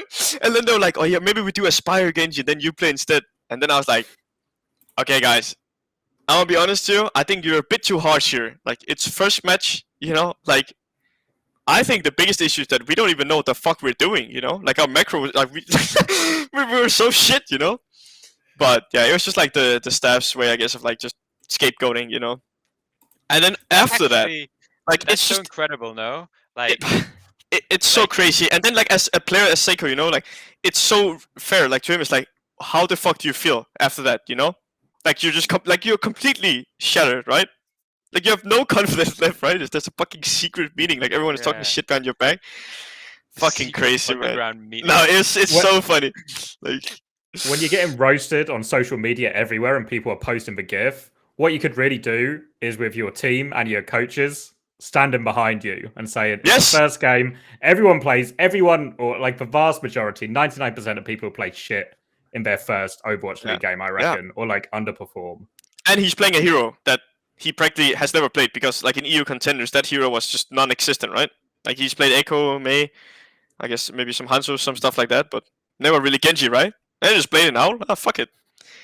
So, yeah, at least when Gladiators made the big plan to remove Dante from existence, they did it repeatedly to his face, and at least presumably gave him more than one game or like one round of cough to improve more than a primal. Well, we got one patch actually, and then as soon as the patch changed, it was the most regrettable decision in the universe. But he got his one. Like, yeah, and it was fucking. Psycho got one round of Ilios, and then that was enough. Like, for the coaches to make this secret underground meeting. It's so dumb. Psycho's insane at Echo too. Yes. Like, the guy's playing Genji on a crazy Echo map, probably because, Flubby and Pew told him to or whatever. And then, that one fumbled blade, it's enough to kill his career for 12 months. That was also the first round. It was a 5-map. It was like 3-2 that series as well, right? So to really it was so close. On opening blade seems a bit of a stretch. Completely fine the other maps. So. And I think I actually won my map. I got that. That's also one of the things. Again, it was like the uncertainty with me or Aspire playing, and it was like we played the exact same heroes. Maybe like he had like a better tracer, but in that time it was like Genji and then a Hitscan, and then it was like, okay, we just like randomly, I play, then he plays, but then I get subbed in, I win, I get subbed out, they lose. I get subbed in again, they win, and then last map, you know, we fuck up like we like stack support or something like less. Like we just troll, right? We could easily won. But then I remember as well, because I'm not a fucking client like they are, you know. I actually, because I hadn't bonded that much with Aspire at that time, back then, right? Decision in hindsight. No, Your instincts were good on that one, Nicky. oh, for fuck's sake. I don't trust this guy. No, but I remember, I told Floppy about after the match. I said, you need to talk to this guy so he's not fucked like his confidence, because I know as a player, if you get subbed in like as the same role as, you know, I was playing, you lose, you get subbed out, then you get subbed in again and you lose again, right? That's fucking sucks, right? Like that's tough on your mental, even if you're like you have good mental and shit, like that sucks, you know. So I told him, you know, like, because he's obviously the coach and I don't want to like approach him and be like, yo bro, I know you fucking like you lost your maps and it sucks, you know, like it can be kind of awkward and I don't want, you know. Yeah. So but you and then, also didn't want to confront anyone, is what you're saying.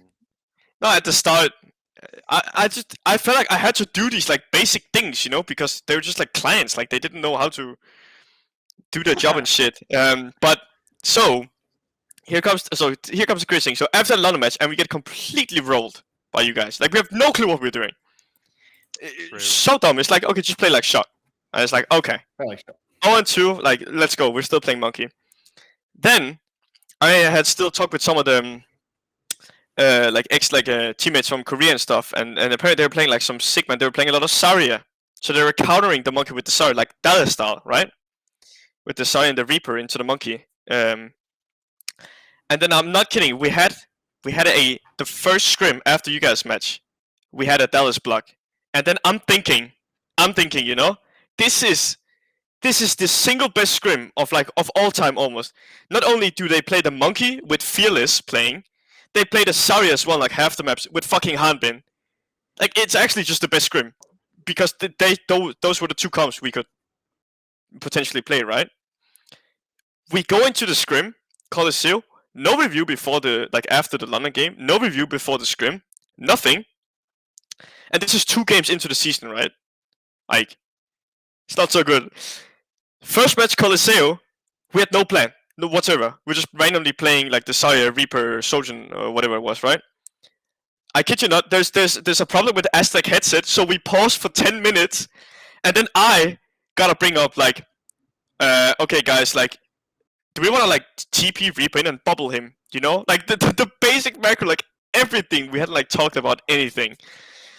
And then after that scrim ended, we had later that day 10-minute review about that scrim, and I was like, okay, like that was the break point for me. You know, like you had such a good scrim, and like the previous week against London, and like I knew like, okay, this is what we're working this. That's it. Like that's when I knew it was chalked. You know, with the. With that staff, because having a scrim like that, it's How did those staff keep their jobs? Because it's like those 2 coaches, they had the worst right? job ever. Yeah, I mean it's I think so.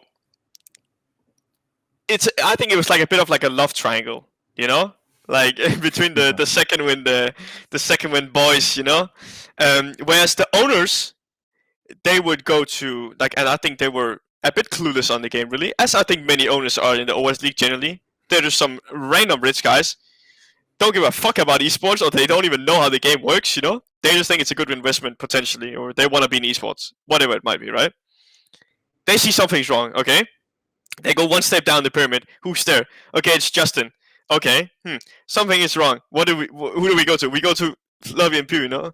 Okay, who's wrong? But they have like, they never really blame themselves, you know?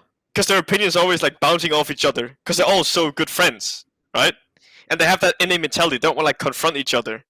So it's someone on the team.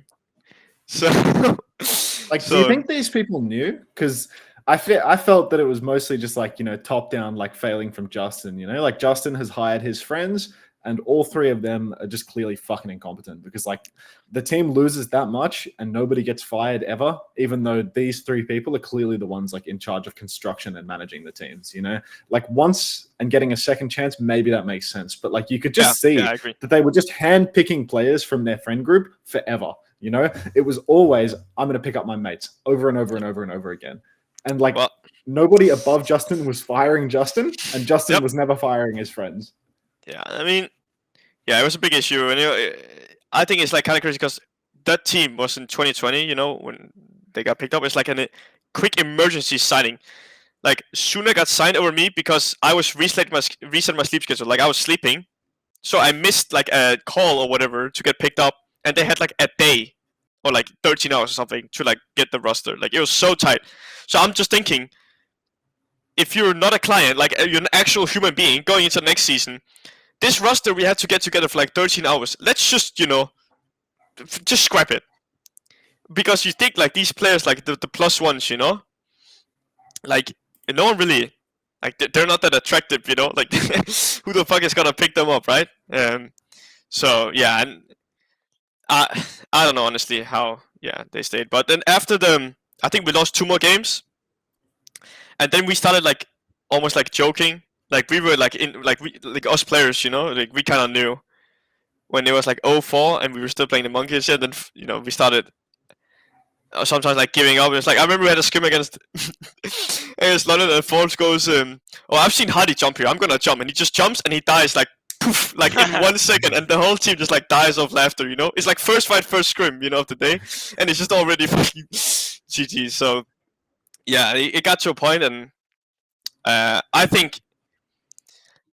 I don't know. I hate being like the fucking, like the guy that like has to say it and stuff. But one day, like a review, I was like, guys, I'm gonna be honest here. I actually think like Force, because he was fucking trying to grind and learn Winston.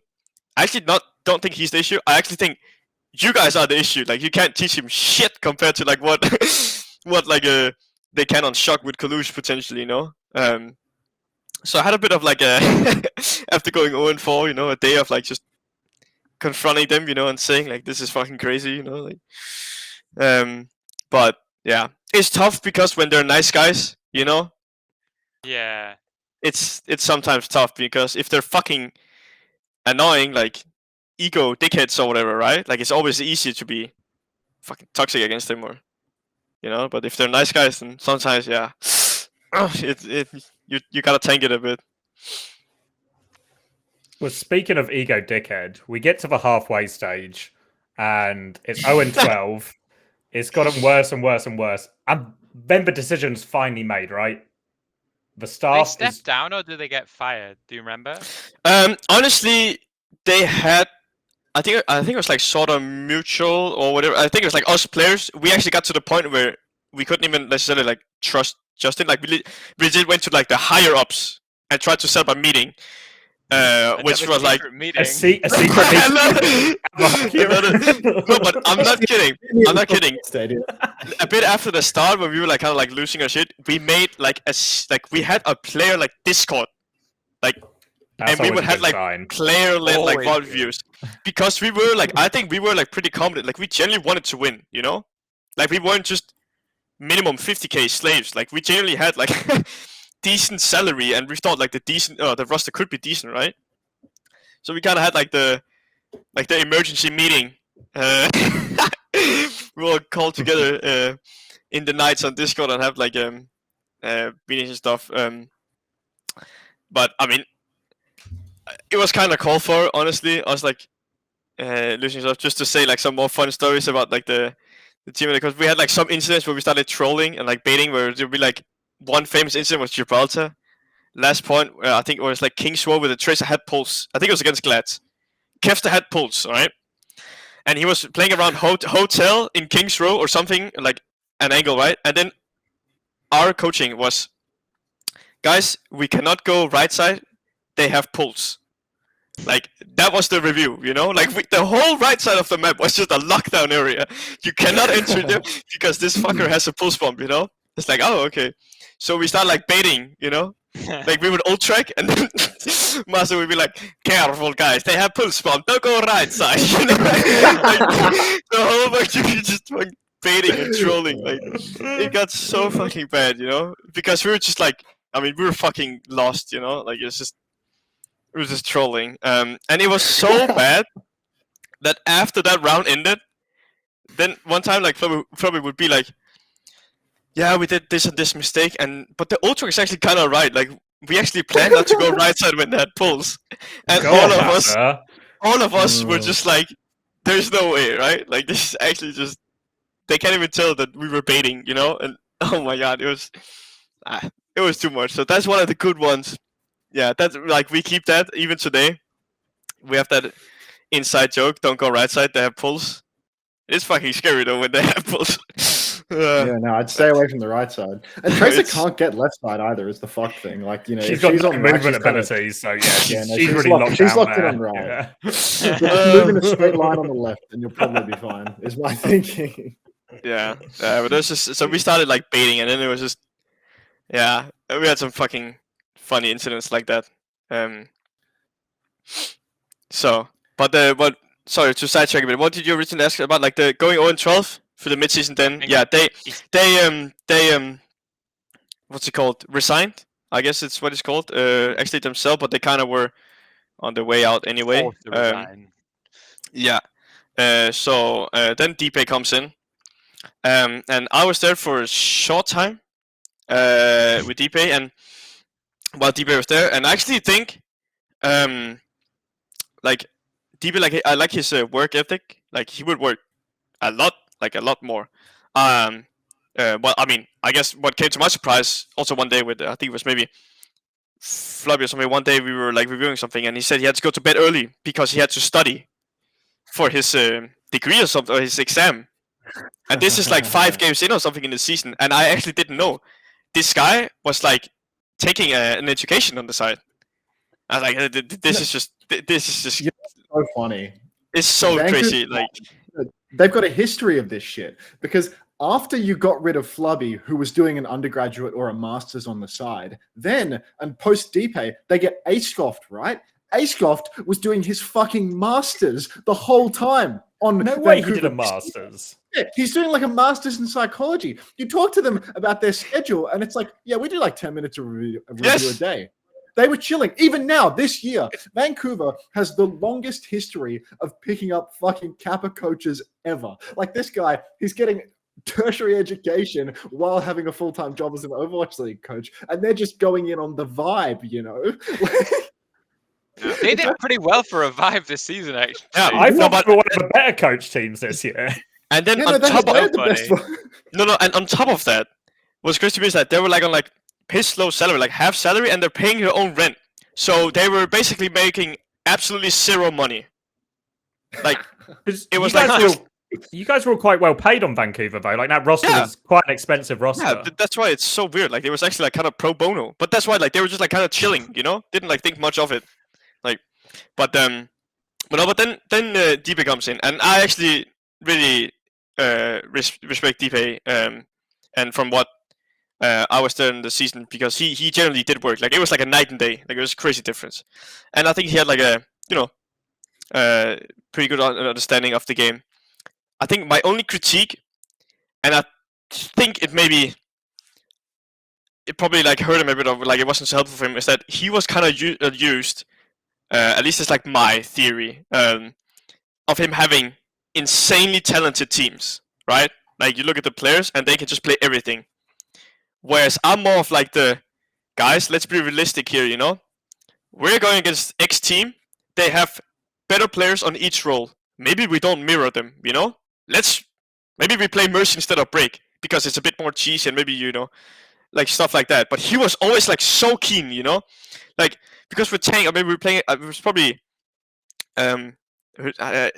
actually a glass scrimmage as well, but they were playing ball, and we were playing mirror on Doom, and it was Ilias, well, and you know around the windmill, kind of where Tracer and the tank, like they kind of meet each other, and then like our mindset was like, no, like just play like them, like shoot the sides, it's fine, like Doom and ball, like they do the same, and it's like, And they were really like poking on the side. I was like, I think we should put like brain that like Lucia Moira, you know, if we're playing Doom.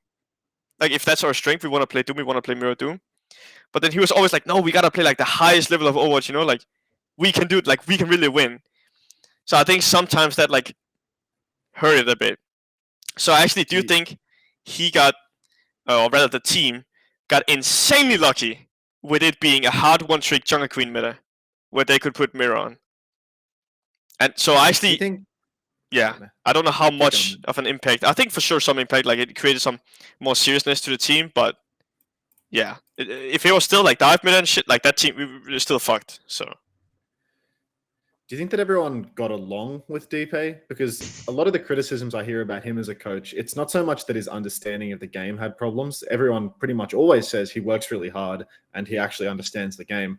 But basically, everyone I've ever spoken to about Dpei, even if he is good, nobody wants to work with him. You know, his issues are not with his understanding of the game. His issues might be with his understanding of people.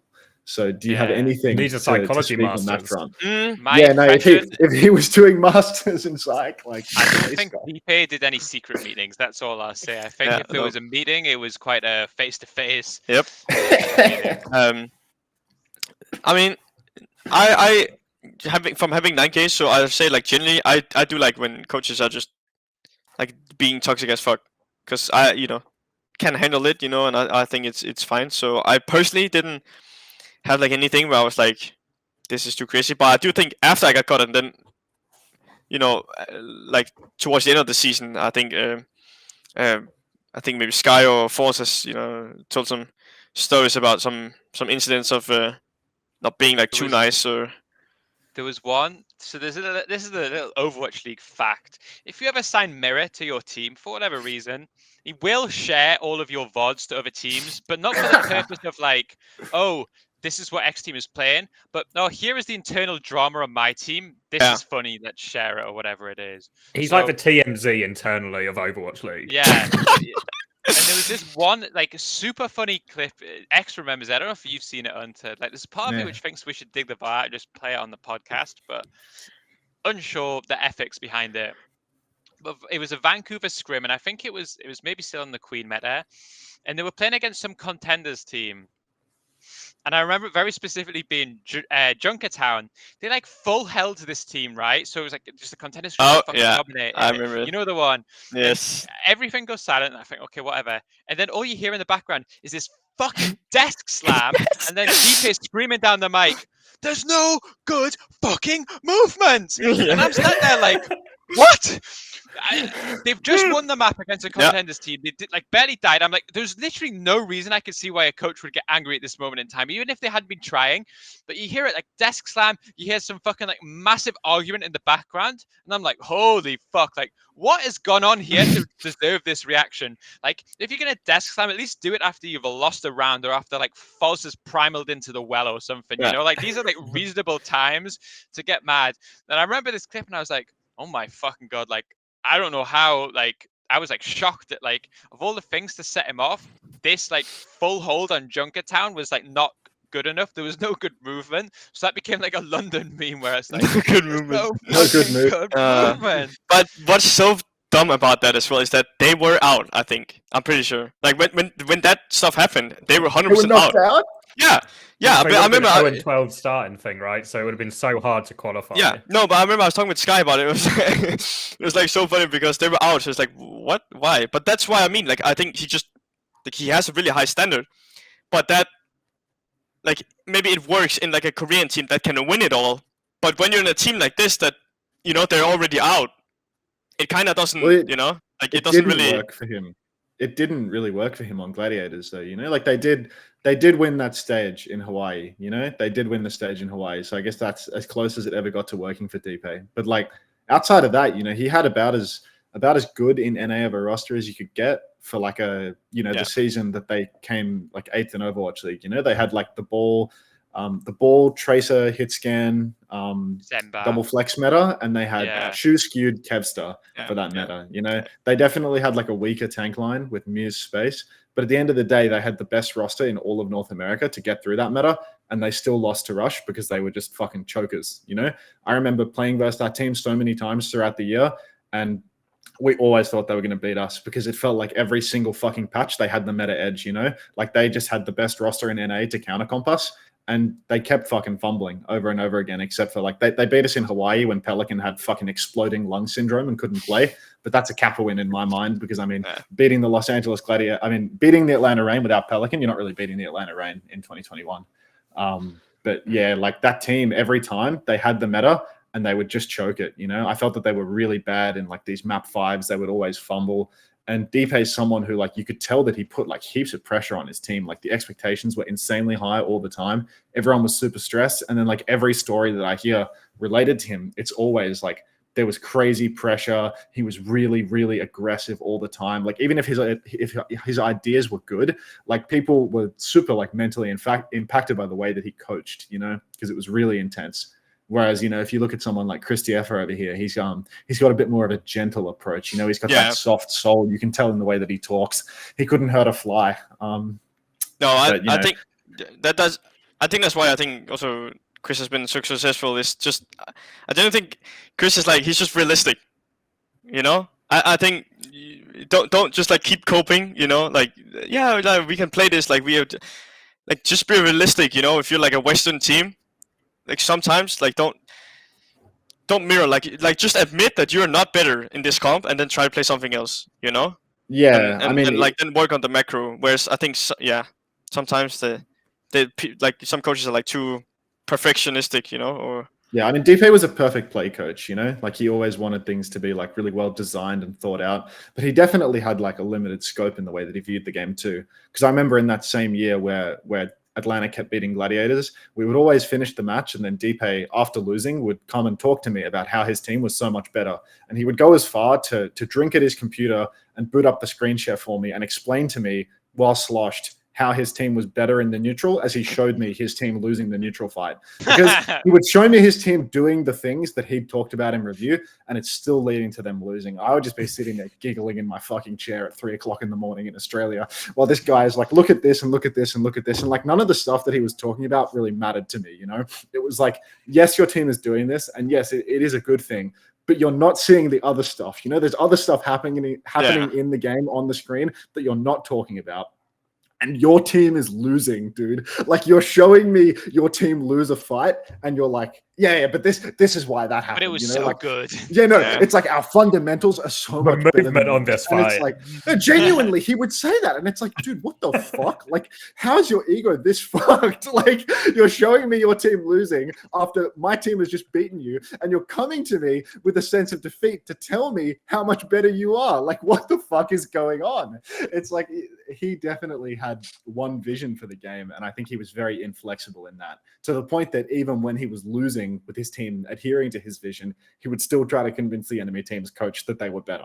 So but I'd rather have like an extremist like that, you know, like then extremist. Well, you got one, and he immediately killed you. So if you want to go live under a fucking Gaddafi, Saddam This is why Hussein terrorism regime, doesn't work, guys.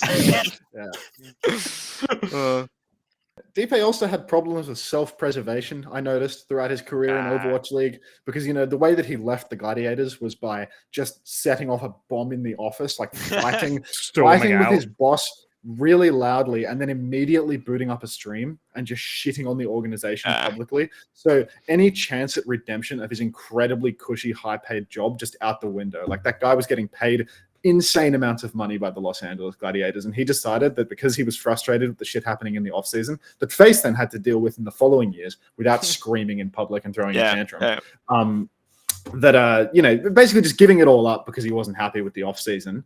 And then he goes to Vancouver Titans, and within 2 weeks, I'm hearing stories about how he's hard flaming and being incredibly disrespectful to the manager of the team, the player manager. And you might think, oh yeah, you should be rude to a player manager if they're not doing something right. But there's two issues here. First off, it was Dpei's fucking fault. He's flaming the player manager for not sorting out his health insurance when the email to sort out his health insurance is in his inbox and he just doesn't check his emails.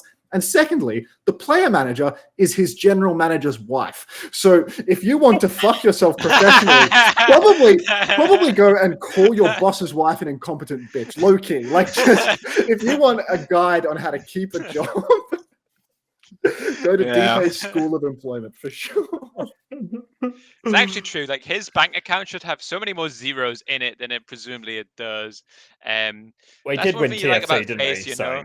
Yeah, I suppose so. At least Face, you know, he just rode with the incompetence, so he could keep getting that nice little number of zeros at the end of that paycheck every month.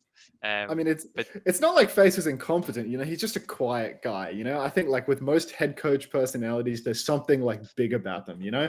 Well, maybe not all of them, but you know, most of them, it's like, this is the team dad, this is the team leader. With Face, it's like he's a bit more of a low-key guy, you know. I think he is like pretty close to the perfect assistant coach, but I never really felt that his personality was the head coach guy, because he's a bit more quiet, you know, more about making his bands on the low. Yeah. But, you know, at the Gladiators, you can just climb the ladder and then you can be the low-key head coach for 2 years. Low-key head coach. I always felt as well, was Dpei like the inventor of Glad's mindset? No. I feel like the old Glads played the same way as well. I remember Face always. I think it's a Face thing. Like, I think it's a Face thing more than a Dpei thing. To be honest, I think that's like the style that Face like loves and idolizes. I will say that like Dpei bought into that stuff really hard as well. So maybe it was Dpei, but like Face and Dpei, they were both on the same train about that sort of stuff. You know, they used to like watch how Dallas played, and like they'd really take all the aggressive notes from it. You know, like they'd see all the aggressive stuff more than anything else and think like, yeah, the way that these guys, you know, they try to clutch fights and they do stuff really fast, they felt that was like the key to success, you know. And I think that like, you know, throughout Face's time in tier 2 and stuff, like that was always how his teams were like super fucking dominant, you know, like you take it really fast, you win the skill matchups, that sort of stuff. And you really iron out your fast play and like turning it into a mechanical dogfight. But just as the game progressed, you know, people get better and better and better at slowing stuff down is the problem. And, you know, once people have insane macro, you can't just win by speeding things up anymore. It's just not how the game works. So let's rewind it a second, because this wasn't your... If we go back to Titans, it wasn't your first time on Titans either. Nope. So because you got your big shot, as it were, on Titans. You come in mid-season and you sort of save them, or at least you get a lot of praise for looking good and playing well. Yeah. But were any of these issues that you had in Season 5, were they also there Season 3? Well, coaching, presumably. Yeah.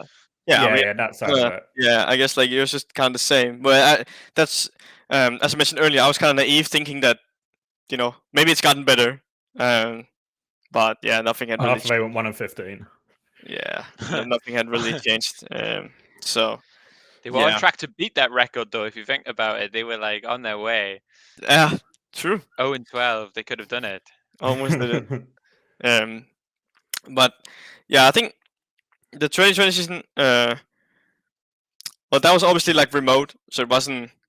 It was still like fun, like in the what's it called, the 2022 season. It was obviously it's like fun being and physically there, and I like Vancouver and stuff, like the city, and our apartments, you know, all that stuff was nice. So that was obviously better than playing here from home, remote, having sleep schedule, right, for half a year ish. Also Vancouver's West Coast, so there's more hours behind, so. Yeah, I have a lot of sympathy for having to do a West Coast schedule from Europe. No fun. Yeah. But, you know, you get like, I got picked up like so fast, right? I played like contenders for like 3 or 4 months, I think, and then I got picked up. Like at that time, it was probably like the fastest like Western player like to go like through contenders Path or to whatever. pro. Yeah, path to pro. So I didn't really think. I was just insanely happy to play, and then I played pretty well, and it was like pretty good hitscan metas. Like that was when Cassidy was like turbo buffed. Like he had like a fucking his gun was shooting so fast, so you were just killing everyone. So that obviously like looked good to the outside, right? Like to the public. Like you're just all over the kill feed, so people don't necessarily like understand the game, but they just see your name in the kill feed, right? So they're like, "Oh my god, this guy's." Whoa. And even like because I played Echo as well when like that was my You did debut. well on Echo as well. I did well on Echo, but like Echo was turbo broken, so it's like yeah. And I was playing so brainy. I was just flying in, like playing the most flashiest way possible, you know, like just flanking, doing like ranked type of shit because I was still kind of a ranked player at that time. So it clearly worked because then it sets you up to join the Philadelphia next season. But then you get stuck in visa hell for the first part of it. Yeah. So I think I actually had one of like the best like rookie season, or like possibly because I was the only one I think on that team that was a 1+0. So I was a free agent, and I had like half a season to show myself off and stuff, right? So that put me with multiple offers, but at the end, it ended up being between Philly and Shock, which is like not too bad considering the Shock had just won, right? And Philly had the best season. Like what were you like 25-2? What were your? Yeah, something like that. Something like that, which was like crazy, right? It was like 2 losses and then 20-something wins. So having both those teams to pick was, you know, not too bad.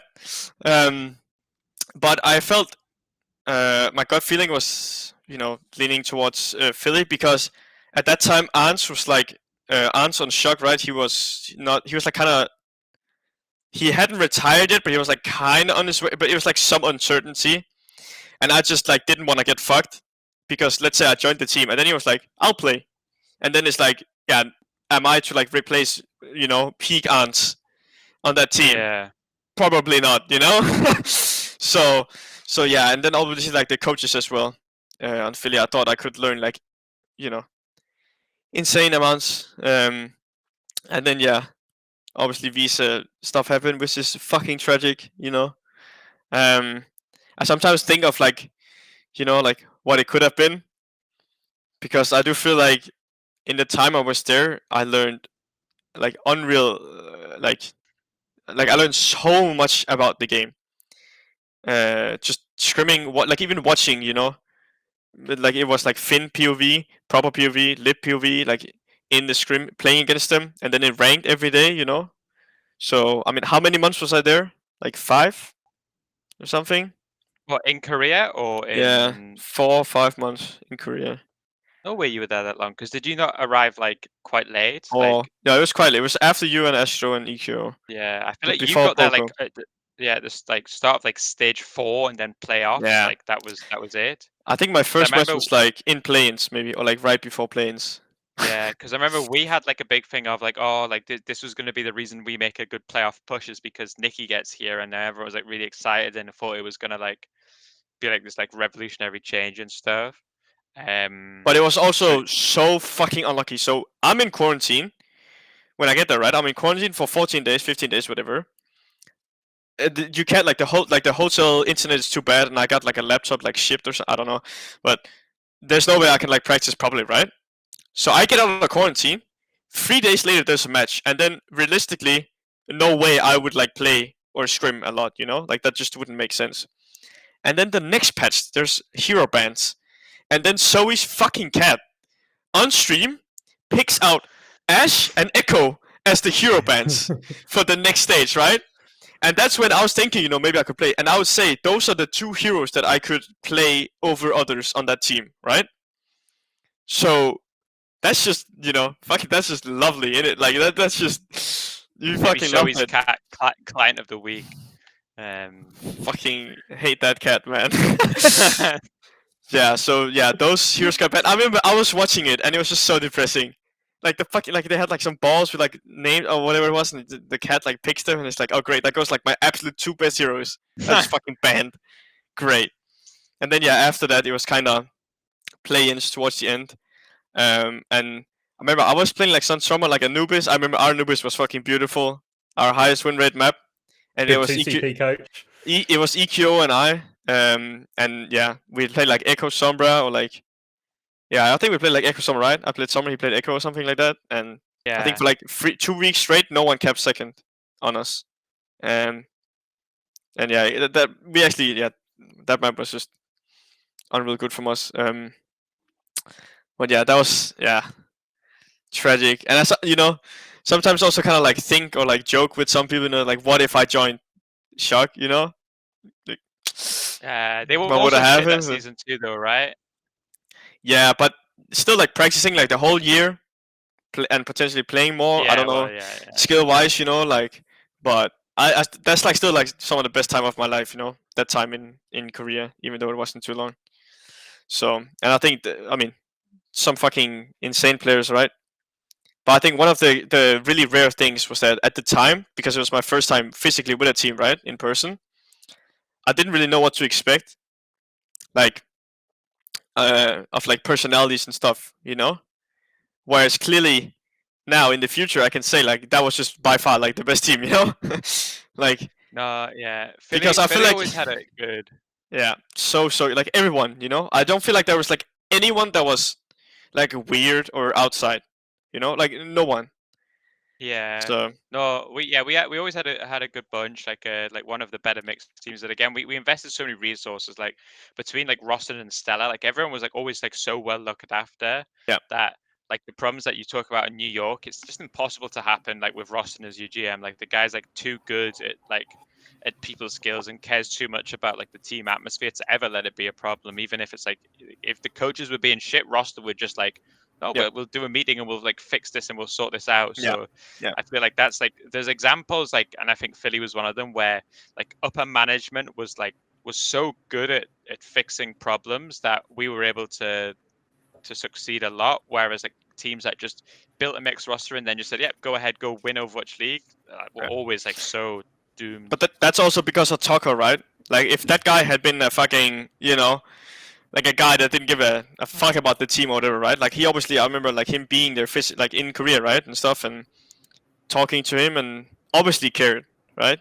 But yeah, Tucker's like first in his like introduction. Obviously now he's got Faker and T1 and he's just won Worlds, so he doesn't really care about Overwatch anymore. But we were like the Philly Fusion was his first team, so he had like a special like place in his heart for them. So I think even when they like rebranded to Soul and stuff, I think he was willing to go like a little bit extra because Overwatch was like his first dip into esports and stuff. And he was like, he was such a good owner. Like I think there was like very rarely like nothing. He was always super supportive. Like you were always like super happy whenever Tucker would come into town because you knew that like it was like a good vibe, and if you were lucky, you would get taken out to like a nice dinner or something, Yeah, he set the rules in the T1 building.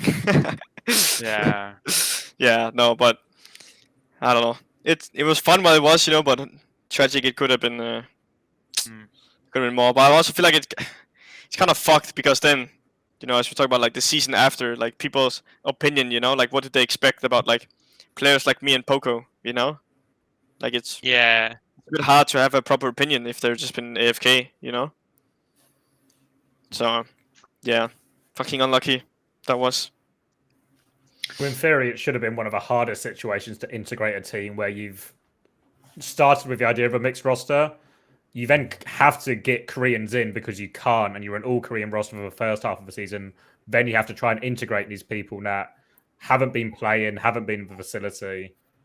It takes a lot to actually make that cohesive, and it felt like like when you got there, you came in, but then EQO and Astro got in the team pretty quickly after they arrived, if I remember right, and everyone was actually integrated really fast.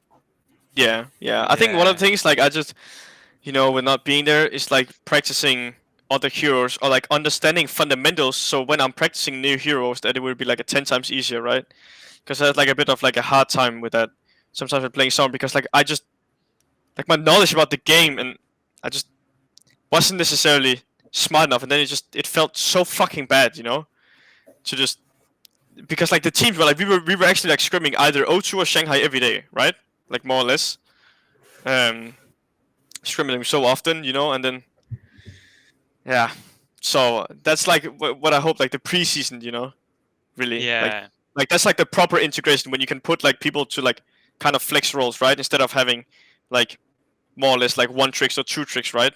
Like when it's more fluid. But it's a bit hard if you're like thrown in, you know, match in a week kind of thing. So yeah, but that sucks. Do you feel looking at a lot of these teams in hindsight now that you've almost always been screwed in terms of you're like actively competing for a spot with someone? Like you've never just been the Hitscan player for the team. I think yeah, in some ways yeah. I think like on Vancouver, like especially like previously like 2022, felt it like a bit. I think not in Philly because like you have a name like Carpe, and it's my first like proper like good team and stuff. Like there's no way I'm thinking, you know, like I'm I'm better and I should start every map. But like, you know, after that it was kind of. I mean, I'm not like the person to have like an insanely like high ego, but I remember like even like after doing some of the trials, playing some of the Brick Sen stuff, and I just have like the Philly, like the Korean knowledge, and then I'm playing like EU trials, you know, like the season after, and I'm just thinking like some of these like backlines or players and that, like what the actual fuck are they doing, you know? Like, and I don't want to say I'm like infinitely better than them or like have a better understanding, but yeah, they're just so behind on those comps. So sometimes felt a bit like that, but I think it was kind of like a nice.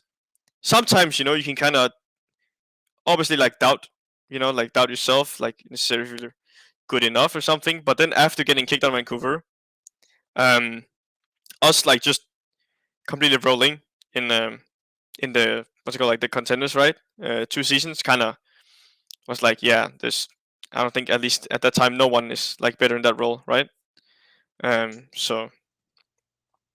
But yeah, it has sucked a bit, I think, on New York as well. Whereas I don't know, I feel like, I mean, I remember we talked about it in the summer actually when I was there for midseason, Chris, where you were like, you actually thought like I played like really well when I played actually on Hanzo, on New York. On New York. Yeah. Well, your stats and stuff were always like pretty significant. But yeah, I don't know. I'm not Korean, so yeah. So that about covers, I think, all the teams, unless anyone's got any more questions or sHockWave wants to quickly throw anyone else under the bus. Ooh, think of someone to roast. No, I think no Danish people being roasted. I see. Ooh, Danish people. Nah, I think Too much loyalty there. No, we should all roast each like all of us, you know. Yeah, you mean even including myself, you know. I think we should all just be fucking disappointed of that World Cup, you know. Just remember it forever. But yeah, no, I think we've been pretty well through some of the outliers on the teams. Some pretty fun moments. All right, then we'll hit some user questions and then we'll transition into a quiz. So the first question is from Jay, and maybe this is quite a little bit similar to what we said, but in hindsight, what would you change about your career? Ooh, well, it's hard to say in hindsight, but I think that season where it was either Philly or Shock, it is kind of interesting to like think what would have happened if I joined Shock. Because if I joined and then play well and then stay there like another season, like, you know, who knows? But also that season, they had Glister. Glister and that was like a bit of like an awkward Hitscan situation, right? Yeah, they had Nero as well, but like Glister, but then they even had like the Hitscan DPS role, you know, it was just awkward because Ans kind of quit, right? So like in hindsight, you know, maybe going there, starting Hitscan potentially was, you know, I wonder what would have happened, but I don't want to say like I regret it, you know, because I think that time in Philly was like so good, and like when I go to events and Overwatch events, I still talk with those people, you know, so it is like almost like family. So yeah. What about joining Vancouver the second time? Surely in hindsight, there's maybe a different decision there. Potentially. Do you have other options? Yeah, so there was like maybe like Paris and Vancouver, I think. Oh, that's So- another stack map, actually. So maybe you should have gone with the Eternal. Yeah, but yeah, no, there's no way I go with that. I mean, team. their roster in the first half of that year was better, wasn't it? Was Like, that didn't they that nuke was a better roster? Khan and Dredro, right? Yeah, that like they time? had Yeah. pieces. They had pieces. Naga as well. Yeah, it wasn't that bad. And then they just killed Naga really early, you know? Yeah, It's yeah, like it's Naga, funny. you know, he had some like promise on Proj in May, so they just killed him before he Yeah, it's had a funny as chance, fuck. but No, I said to myself that I'd rather just either retire or just play contenders or something than join that team. But also like the offer is so fucking trash, you know. So no way. But yeah, it was kind of just Vancouver. Kind of had like no option. Yeah. But you know, again, that's it's a bit tough because if you're like AFK for almost like a whole season, you're not like the most attractive player, right? So it's hard. So yeah, in hindsight, I don't know. Maybe not really. I would say in hindsight, and I actually talked about. I mean, even like my friends and actually almost like also my parents and stuff. I actually was gonna like I think quit Vancouver in the summer. Like I was actually completely fine with them letting me go. So and it ended up, you know, honestly, like we won contenders and stuff. It worked out perfectly. So I want to say, in hindsight, if I hadn't been kicked and stayed on, I would have been really fucking, you know, I wanted to change that. But yeah, the year wasn't too bad towards the end of the year. So You're not Dpei's first casualty. It's okay. yeah. Did you guys see, to segues, that Nero replied to the Kasaurus drama from... Oh really? Oh yes, I think this needs to be addressed because Nero said that Kasaurus provided this like extremely stilted version of events, you know, where like basically, you know, Kasaurus he described the game situation, but it's like, you know, even the game situation was like way too one-dimensional, you know, like what's happening in the game, what Striker's saying is not really true, you know, like I think about an Umbani first point. Echo absolutely doesn't, on defense, Echo absolutely doesn't float on the coast forever to mark the enemy Echo. The hit scan marks that side, which was Striker, no? Because the Echo has to come super wide. Nero and Striker were in, then yeah. Yeah, it's like, so the game situation was wrong, but then like, you know, Striker coming up and aggressing on Nero is super hard for like Striker dies in game and then fucking comes up to Nero and starts flaming him in fucking person. I feel like it can't quite be right, you know. It might have been a bit of a one-sided version of events there. Because I was like low-key team Striker when Kasaurus was telling the story. But you know, on reflection, maybe you should show the Nero comment, you know. Maybe you should get it up for the viewers. Yeah, he says I'm like gonna find it now. Yeah, basically says like Overwatch is a complex game and you don't do the same thing every fight. On one fight, like I wasn't marking Echo. It's not my fault, Striker. I couldn't shoot an Echo for one singular fight. And then a few crying emojis, joy emojis, you know, keep it fresh for the kids. And then, yeah, Kasaurus, don't talk about Striker harassing multiple teammates that season, but make him look like he was just trying to win. Also, vehemently denies, never once said, why are you mad? It's only a game. So, possible Kasaurus is spreading misinformation on our podcast, which we, of course, love and approve of. But yeah, I think all of us, and maybe everyone in the Overwatch League, has probably heard enough Striker stories to know he's not always the good guy in these situations. Yeah. So I think the fact that he can't last on a is team for more than a year, it's probably a bit of a red telling. flag. Yeah. Striker was also the one from like the mouse incident from season 1, right? Where when he was on Boston, they got like so mad in the scrim that, like, you know, when you were in the like the player facilities, everyone scrimmed out of the arena in season 1 sometimes. There was like an hour-long pause because Striker got so mad that he picked up his mouse and just fucking threw it against the wall and broke the mouse so that they couldn't like scrim for an hour. Do you remember when we scrimmed them last season when him and Jamie were going band for band in the match chat? They were like getting into war, So, like they were like. It was New Queen Street, and I can't remember. We were on one of the servers, or maybe it was where like Striker was on 70 ping, and Striker wasn't happy that he was on 70 ping, so he was just like he would die and be like ping, ping, this or that, and then Jamie just told him. I can't remember what Jamie exactly said, but he said something along the lines of "Grow up, basically. 70 ping isn't that bad." Obviously, Striker didn't take this just on the chin. So Striker the whole match then just descends into a typing war between Jamie and Striker. Striker says mum equals 0, which I believe is a classic. Oh, Korean. that's not a good one. That's not a good one. That's one of the tough ones. Yeah. And then it really escalates because then Jamie's like ping equals 0. And then Striker takes it to another level where Striker has obviously alt-tabbed. He's gone to Liquipedia. He's typed in Backbone and he starts copy and pasting Backbone's approx earnings off Liquipedia into chat. Legend. Yeah. No, I mean some of the.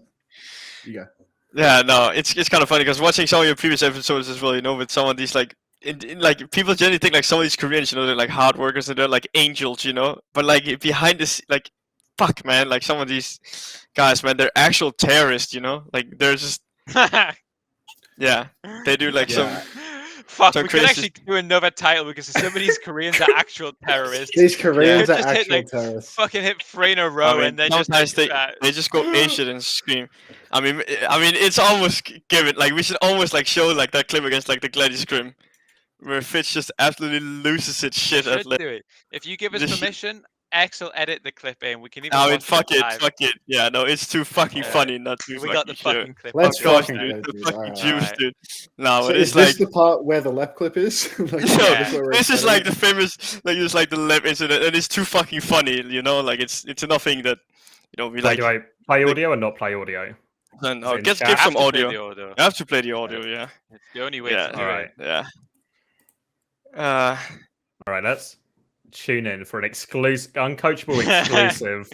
Make sure you don't show the URL or anything. But this is like this is the infamous like lep because the way Kellen says is meme. So it's just like lived on very dearly. Yeah. All right, let's go. 레어 랩. 리얼. 씨발 랩.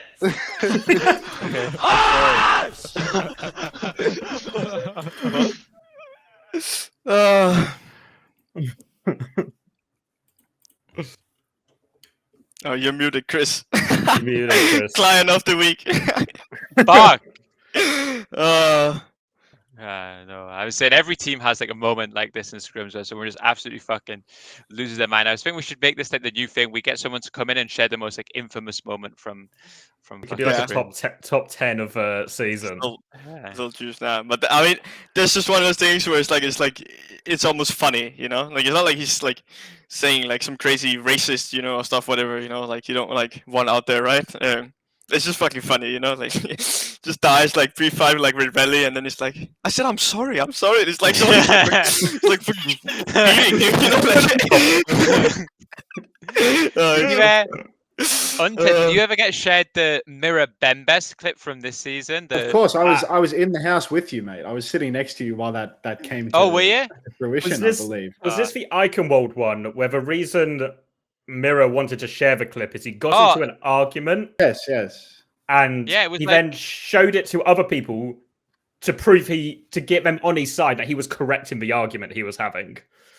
Yeah, they were like, but he was just being an asshole. Yeah, it's like so fucking funny actually, because it was like Mirror and Bembes got into this argument. I guess whether it's like better to hold left or right or something like that. That's like the. I kept the pulse bomb situation. Yeah, no, don't go right side. You know, please don't go right side. Yeah, they do have pulse. And then like Ben, I guess like Ben is arguing and Mirror's arguing, and no one is coming to any sort of conclusion. But there's just like some back and forth argument, and then like Mirror like fucking desk slams, of course, and says cancel the scrim. I'm not playing, and then just like fucking rage quits and storms out.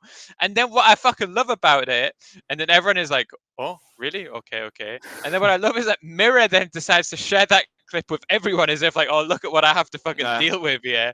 And anyone who looks at it from like an unbiased perspective is like, you're like so unreasonable in this situation. The fact that you think this is worth sharing around the league is so fucking funny. Yeah, no, I mean there's so many incidents like you know, people I don't know how like why they necessarily think people are like just these like saints, you know, these like nice guys and stuff, just because they're like good at the game. I don't know how that like works. Like, how does that, how do they connect? People don't realize that the vast majority of pro players are just fucking socially underdeveloped, Yeah. hyper competitive. They literally they maxed their skill tree in video gaming ability, and they took points out of every other category of life in order to be good. So the conflict resolution and the dealing with fucking dealing with foreign cultures and stuff like that, they're forced to do it, but it feels like it's actually an exception when people are good at doing that sort of stuff. Yeah. For the most part, it's just really good at pointing and clicking the mouse, maybe a bit of WASD action. But it's like you said, there's just no experience in any of this other stuff. Whereas in most sports, you'd play in an actual team for 12 years before you got to a professional level. So you at least have some form of conflict resolution before you just go into a high pressure, high tension environment with a bunch of people who potentially don't even speak your language. But no, I think that answers Jay's question for sure. You're welcome, Joe. Maybe even got a bit more than he bargained for with that question. Oh, he got a lot more than he bargained for. Yeah. The next one is from Nete or Kanete. I don't know if the K's silent. He says, who would play in your Scandinavian all-star team? See how Danish favored this is. Oh, Scandinavia. So I think Norway is probably out the picture. Ooh. In terms of players, maybe. True. So maybe I'll say probably Mikev DPS. Or Spark. Yeah. No. I gotta man up a bit here. Yeah. No. I think Mikev, and I think who the fuck are there for tanks? Fraggy, I was thinking. If I did it, I'd do Fraggy. And Finnish doesn't count. Take Finnish. What? You take It's not Scandinavian. Oh yeah, it is. What? Is it? I thought it wasn't what? Scandinavian. I thought it was Come just on, Norway, Chris. Sweden, and Come Denmark. on, Chris. Are you guys serious, or am I wrong? It's It like is. I thought Norway, that they're it's literally Norway, connected to Sweden, each and other, no? Denmark. Yeah, but it's not Scandinavia. And there's one random other island or something. Let me Google it. No way, that's true. I mean, you guys are probably right, but surely I always thought Finland was like connected. Like it was those big four: Yeah. Norway, Denmark, Sweden, Finland. Yeah. I don't client of the week right now. Either one of us. No. I think those are Scandinavian, but I don't think maybe when you say Nordic country. I mean, Finland is kind of the odd one out. Finland is not really alike Norway, Sweden, and Denmark, but it's still Scandinavia. Okay, no, yeah. So- I'm the client of the week. Yeah, CX is. I don't know what he's saying. Yeah, those are part of Scandinavia. Iceland, if you want them as well. Fuck. Yeah, well. No one wants Iceland. Yeah, but so let's take Vestola for sure. I mean, I guess main tank. I guess you can take Cloudy. But I guess Vestola would kind of be it, right? And then supports. Fuck, probably Slay. And Kelix. Ooh. I don't know who Slay, else. the Yeah, best. but I suppose it depends if you want to go like season 1, like you get like Dpei in there. He plays. oh no, I'm like, thinking like For currently. like I'm Shaz thinking or something, right? I'm thinking currently. Yeah. I'm not thinking like all time. Okay. But no, I was Yeah. thinking currently. That's probably like the roster. But in the past, shit, I don't know. I mean, I wasn't really in the scene till like season 3, Yeah, right? he's So too young. yeah, some of the old Giganti boys. All right, last one then is from Huey. That in the spirit of a podcast, who is your least favorite Korean player or coach that you've worked with? Oh, this one is spicy. So is this only for me, or do we all get to have a shot at this? Just for you, I think sync Oh, yourself. Oh, It's yeah, always just for me. important whoever comes on a podcast burns some form of bridge. Of course. Korean player or coach or end coach? Either or, just yeah. If you've got like a bottom 3, you can do a bottom 3 as well if you want to go all in. I mean, I think the easy one is just probably to say Aztec on Vancouver. But honestly speaking, I think that guy was so misplaced. Like I have no clue why they just put a random like solo Korean on a like Western team. And You put like, Mario at some point too. I don't fucking know what they were doing with him, but yeah, he was just kind of there, and like he had like no one to like bond with. His English was like not even that good, like barely spoke. And yeah, so yeah, probably have to be that. But yeah, I think that's just the that's the one I think. No more reunions with Aztec at the Titans reunion in a few years. I don't know, man. I fucking love all the Philly guys, you know, and the New York guys as well. I think obviously, you know, sometimes I think Fitz was a bit of a tilter. Sometimes. Yeah. Occasionally. I didn't get that impression personally. Oh, no. Cool, calm, collected. He's actually cheering up Lep in that clip. You know, he's like cheering. Stoic leader, you know? Like, So people don't know. In Korean, Shibal means I love you. Exactly, dude. And Shibal, you fucking life you value is actually like. He actually really rated Life Weaver at the time. He thought it was OP the hero. It's like Lep's OP right now.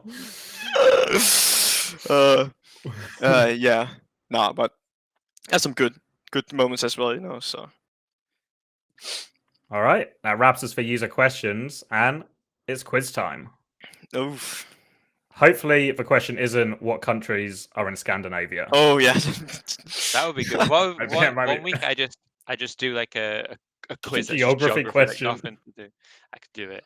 All right. So I thought because I'm original, I'll just do exactly what we did with the Astro episode, where we'll go through SHockWave's like 4 different teams. Obviously, we spoke about most of them here today, and we all have to name teammates that he's played with. But you're allowed 1 from each nationality. So if someone takes a Korean player, then no more Korean players are allowed, the same as American.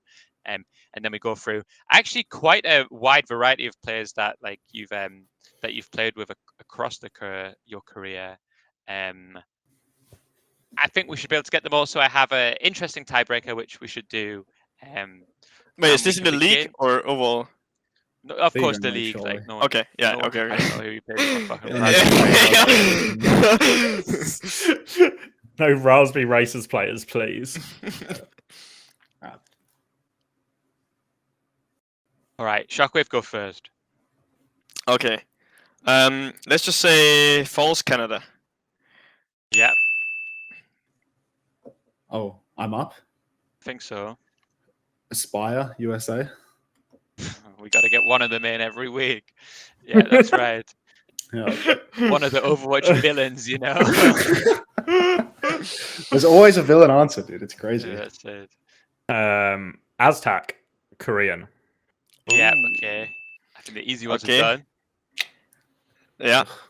Then I'll say from Australia, EQ. Yeah. Mira, Vietnamese. But he's like, good shout. You know, he's like a fucking slider on his actual nationality. He's like, you know, he's living in Latvia, Australia. He's all over the place. I can say Mira and Latvia still probably. Right? Listen, guys, if we let Mira have more than one nationality, we'll be here all day. We got to cut it now. Do you not remember when he was going to get cancelled and then he said that his English is bad because he's Viet? Yeah, I mean, these guys get to play around. That's Should we take a vote right now? Does anyone think who reckons he said? I don't know. My feeling when I watched it was I didn't think he said these guys, and I felt like contextually, like I thought grammatically it made sense. I'm actually team Mirror in this situation. I thought it only would have made grammatical sense for him to say these guys. Yeah, I'm team Mirror. You know, he's had enough media training. Like I'm team Mirror. But I'm not on the team with like giving the bullshit PR excuse. You know, that's just so cringe. Well, I'm team. He dropped a slur, so 3-1. You just want to see the world burn. You all lose a point. Okay. So we have. Wait. It's your turn, Chase, right? Yeah. Astro, UK. Fuck. Okay, so Massa, Finland. Yeah. Psycho, Austria. Fuck. It's like it's your teammates, bro. Like, you're gonna be fine. It's so in your favor to win this quiz. This is like a fucking rigged game. This isn't the most serious quiz in the world. Like, you know, just. I take this very serious. Poco, French. Yeah, good. Okay. I don't want to use this now, but I can't think of any other. So KSA, Saudi Arabia. No, that was the only one I had left, dude. Yeah. It's so fucked. Like you use it now. I think we only have one left. That's what I There's think. one fucking player left. Oh, it's so doomed. Yeah. Okay, so I'm thinking, are we at hints yet, or are we not at hints yet? Because we're in like the mid round. What year was it? Like, was it this year? Couldn't have been this year, right? Like, because you just had a bunch of Korean people and American, Canadian this year. You had your Euro, your Euro imports. Has to be players. So I don't think it was this year. And then did Fusion have some other like rogue player? It was just a bunch of Koreans plus your Euros, right? I think we've done all of Fusion. I mean, it's like, so it has to be like the Comlo fucking Vancouver Titans year, right? And then it was like, I don't know, you had like Shredlocked, KSA. Shredlocked was American or Canadian, though. You had Rolf, you had Halo, Dalton, all of these people. I'm not, because Karkar was Canadian, I think, as well. Yeah. It's not. Do you know it, Nikki? Do you know it? I don't know. Well, I was thinking sooner, but you already said France, so yeah, it's not. I can't believe I feel like it's actually not like as hidden as you guys think. Oh, so, I know it actually. Then win the quiz. Win the fucking quiz. Well, I'm going to tie with Nikki. Tie with me. So it'll be it's Sky Romanian. Exactly. Yeah. Sky, dude. All right. So then a tiebreaker between X and Shockwave. I think this is actually quite a fun one. So, what is Shockwave's overall map win percentage across all 4 seasons in the Overwatch League? Bro, what? I like this. Oh, and closest wins? Okay. Yeah, closest wins. Overall map? He played 123 maps in the Overwatch League. What was his win percentage? It's gotta be pretty fucking low. I feel like, wait, there should be like I think you should both get a number and you should both type it in the chat, because I feel like, you know, when people play this whoever game, goes first, I could just go 1% above or something. and then you go, cheating. So we can do like a 3-1 and type it in. I'll just DM Chris, right? If we both DM Chris, I just then put it in the channel. It's easier because it'll both. Just as long as you do it on 3, 2, 1. There's no. Wait. Yeah, let me think first. So I'm actually maybe a Shockwave believer, because I feel like your team doesn't always win, but you normally just win the Hanzo map. That's actually true. I'm actually the guy that kind of just like wins my map, but then I just get fucking benched because some dictators on the team. So you like dictators? Right, you feel like you're not consistent here with your reasoning. True. All right. Okay. I'm ready. I've typed it in. Okay. 3, 2, 1, go. Wow. Okay. So Commander X has gone for 57%. Shockwave has gone for 42. So one thinks it's positive, one thinks it's negative. No way, it's 57. That's way too high. Yeah. The winner is Shockwave, and an overall win percentage of 35%. I'm pretty close actually, but both too optimistic. Yeah. The 0-12. The 0-12. Yes, dude, how can you ever say? Of course. How can you ever say 57? Of course, the 0-12 one would have sunk it massively. Even the Phillies, we were like 50-50 anyway. Like, terrible. Yeah, I'm recency bias. Well, it should even this season. It can't be that high. I think this season it wouldn't have been that bad. I actually think this season was okay. A lot, I guess. I actually think this season was okay. Honestly, we know a guy who's good with stats who might be able to help with this for future episodes. Now that I think about it, shout out to the anonymous statistician. Wait, can you see the stats like for this season, New York? What it is? That sub's dead, mate. No, I can't. Don't worry, I've got it. Chris has got the technology. Chris got it. Don't worry, guys. Doubt the quiz guy. Wow. So, what did you want to know? This New York win rate season 6 only. Yeah. Yeah, well, let's see. Overall this season, New York went 6-9, where they got -6 maps, but I don't have the details in terms of which maps. Player breakdown. Yeah. So, yeah, I'm not sure. I thought it was actually. I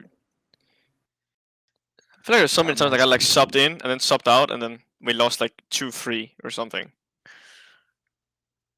think it happened like multiple times. But All right. All right, you've got it. All right, it's unfindable. well, so I am the winner Well of the done. quiz. Yep, Shockwave won the quiz. I don't have the data to be able to figure this out, so it's done. You've won your own quiz. Fucking fantastic. Dogfight at the end. Yeah, genuinely was scrapping it out, but you know. I do have to hope that we, as a podcast, get cancelled or die out before too long, because finding quizzes about Overwatch League is actually going to be extremely difficult in like 5 episodes time. Use those stats, man. Start digging out random fucking stats. I could, but like if I say, oh, what was Pelican's average damage from season 3? Like, what the fuck is the point of doing that as a You quiz? do like who are the top 10 highest damage Sojins from season 5 or something? Or you could just do some more Yeah, like but- drama, some like chew stuff, you know, like what was the reason this, like who got cancelled for this reason, and then you're like quoting something, you know, like some True, like actually. True, do like some- true. who the fuck cares about like Overwatch stats and shit? Like the Overwatch League is like dead anyway. Who so said? fuck the Who league, you know? said? I want to fill you up like a Twinkie. Oh, I think you actually Hey, sent me that message this morning. Well, apart No. from me, that's not a Get Amazed banger, is it? That's someone else, I think. you don't remember? Do you get anyone No. remember? Fuck, I could. Oh my god, it was like season 1, season 2. Muffin from Boston. Ah, but that It guy was like- wasn't. He wasn't even a pedophile at the end of the day, though. No, he right? was just like a bit of a sex pest, I think. Like just Yeah, like no, he just Yeah. he just fancied Twinkies at the end of the day. Yeah. Like his crime, found a hostess. well, that's it. Just, I mean, but it was enough to lose him his job, unfortunately. Yeah. Assuming that there Yeah. isn't something that he did that was terrible that we don't remember and we don't endorse, of course, on this podcast. We would We should never have that endorse. disclaimer at the end of every episode. Yeah, if you're That was a gonna do good save on the quizzes, goal sponsor. if you're gonna do quizzes like that, yeah, disclaimers will probably be pretty pretty good. There must be like cancellation stats about how many people have lost their job for like pedophilia in the Overwatch League. Like the number must actually be way higher than Nah, you it's think. actually pretty high. It's actually Yeah. All right, then. Do we want to talk about flash ops quickly? Because the APAC one happened, Yeah. and maybe to no one's surprise, the team Hamsters won. The team everyone expected to win won. Yeah. Did they not lose in one of the like the winners bracket or something? They did. I'm not sure. I swear they lost to O2 at some point and then won again, or is that like completely Was false it in- information? Because there was the Korea qualifiers first, right? Maybe let it's me like fake see. news. I'm sure I was reading about it. I feel like they beat everyone. There was a 3-2 against O2 in the upper bracket final, I think it's just genuinely been close sometimes. yeah. but the actual But- finals, yeah, they rolled through groups 3-0, 3-1, beat DAF and 3-0, and then 4-1 O2 High School. Yeah, I mean that Which I roster guess- does seem like it should pretty much win everything. all the time. Yeah. Yeah, I think until it's one kind of the them retires. same story for us, hopefully, in the EU. Maybe. So in this analogy, you're proper then, right? I take it you view yourself as proper, yeah. Just like Bro, we literally have undefeatable. him. We literally have him on the team. Have you not seen our scrims? Like, literally on the team playing. All right. Nah, I think though we should. If we don't, I think it's fair to say if we don't win, I think we should be a bit disappointed. So Yeah, I mean we have a decent roster for it. I think based on like our scrims and stuff, like Kev is just so fucking unbelievably good. It's like Nice time for a tracer buff. well, yeah, maybe. I feel like the meta hasn't changed as much as maybe people Yeah. had hoped. One thing that's worth talking about is have you guys? I coached like I did like I think it was actually an Australian team or someone yesterday. I did like a private coaching, and they were What? showing me. Was it Kuffer? I was like I don't know like who it was. Can we get some but- names? Unsa probably lives next door to him. yeah, Yeah. probably best buddies with him. But they did a scrim on the Mauga patch. Have you guys Oh. seen that hero? yeah. We played Broken, one no? block on it on XXO, and we tried to not play Malga into Malga, and it was real fucking hard. borderline I think impossible. until this hero's ult gets reworked, I'm fairly confident dive is mathematically impossible on like 90% of maps. Like the ult is actually just the most broken ult in the game by far. I'm super convinced. Like the way this ult works is you ult someone, they get stuck in the box with you. If anyone enters or is in that box, they also can't leave. The box is also a massive like Reinhardt shield, and you can't use like movement abilities to get out. So if Doomfist punches in, even if he has ult, he can't ult out of it. So if you press Q on Doomfist, it's actually impossible for him to live. There's genuinely nothing you can do. There's You no have to, like, play available. We found we had some success with, like, if we had rally, we get in the ring, get everyone in the ring, get our Anna Brig rally going in the ring. Like any ult that is good in a trans or a male maybe is for counter. Yeah, or like makes it playable, but some register EMP or something maybe. But I actually feel like looking at it, like the ult charges pretty fast. He does a load of damage and doesn't die, and that ult is actually just a guaranteed team fight win on cooldown.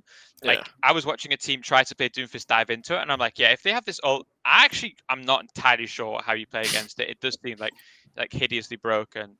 So I think it's kind of a shame that Flash Ops isn't on the Mauga patch because it's entertaining, but that's like always the this constant flip flop from Blizzard in terms of like, do we play it on like the patch? Do we like I don't understand how it's competitively integral to play on a new patch, but just don't play on the new hero on the new patch. But it's like, well, why are we even playing on this patch altogether? If like, I don't know, I just think that like, I just can't imagine that you get more viewers from banning the new hero than you would get if you didn't ban the new hero. But well, you normally just play it, right? Like you think season 5 playoffs, it was just, well, I guess you have to play Kiriko because she's super good.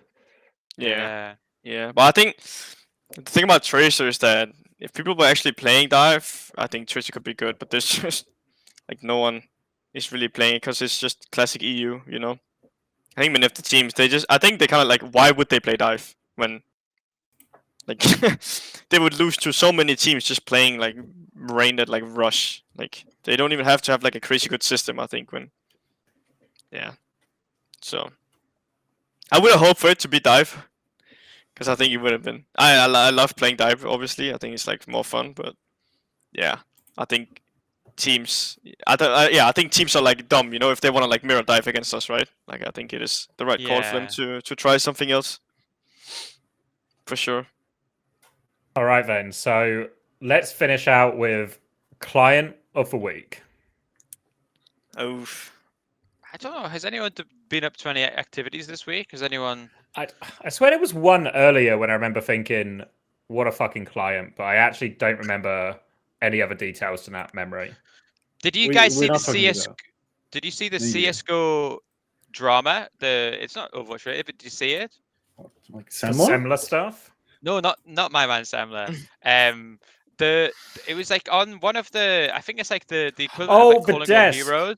Oh, yeah, I know. That guy. Yeah, he got flamed. That's so crazy, actually. No, I don't know who. It's like, you need to get off here.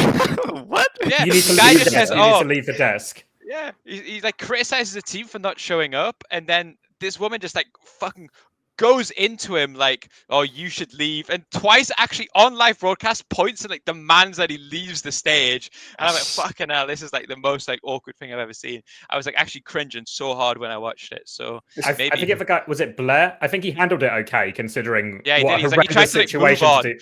Yeah, it was just like, oh, I'm not going to leave. I think they did underperform. Because I think they did just get bummed, right? The team just got rolled. He was criticizing the team that got 13-3'd on their map pick. Yes. Like, they got fucking smoked. You need to leave. They tried so hard, you need to leave. Like, what the fuck is the point of doing an analyst desk if you're only allowed to say nice things? So they had heart, you know? They had heart, and that's what counts. The default implication is always as well, if two teams are playing a tournament match, that they did try hard. Like, everyone's... Oh, they try hard? Fair enough. No worries. Great performance, guys. You've seen London or New York or Glads get 3-0'd. We were all trying.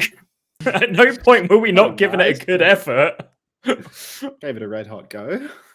Oh, wait. Maybe we always ask for guests. Who was the biggest client on New York this season? Oh, I know who it is. And everyone knows who it is. Well, it's gotta be either Changoon or Amir. I think it has to be Amir.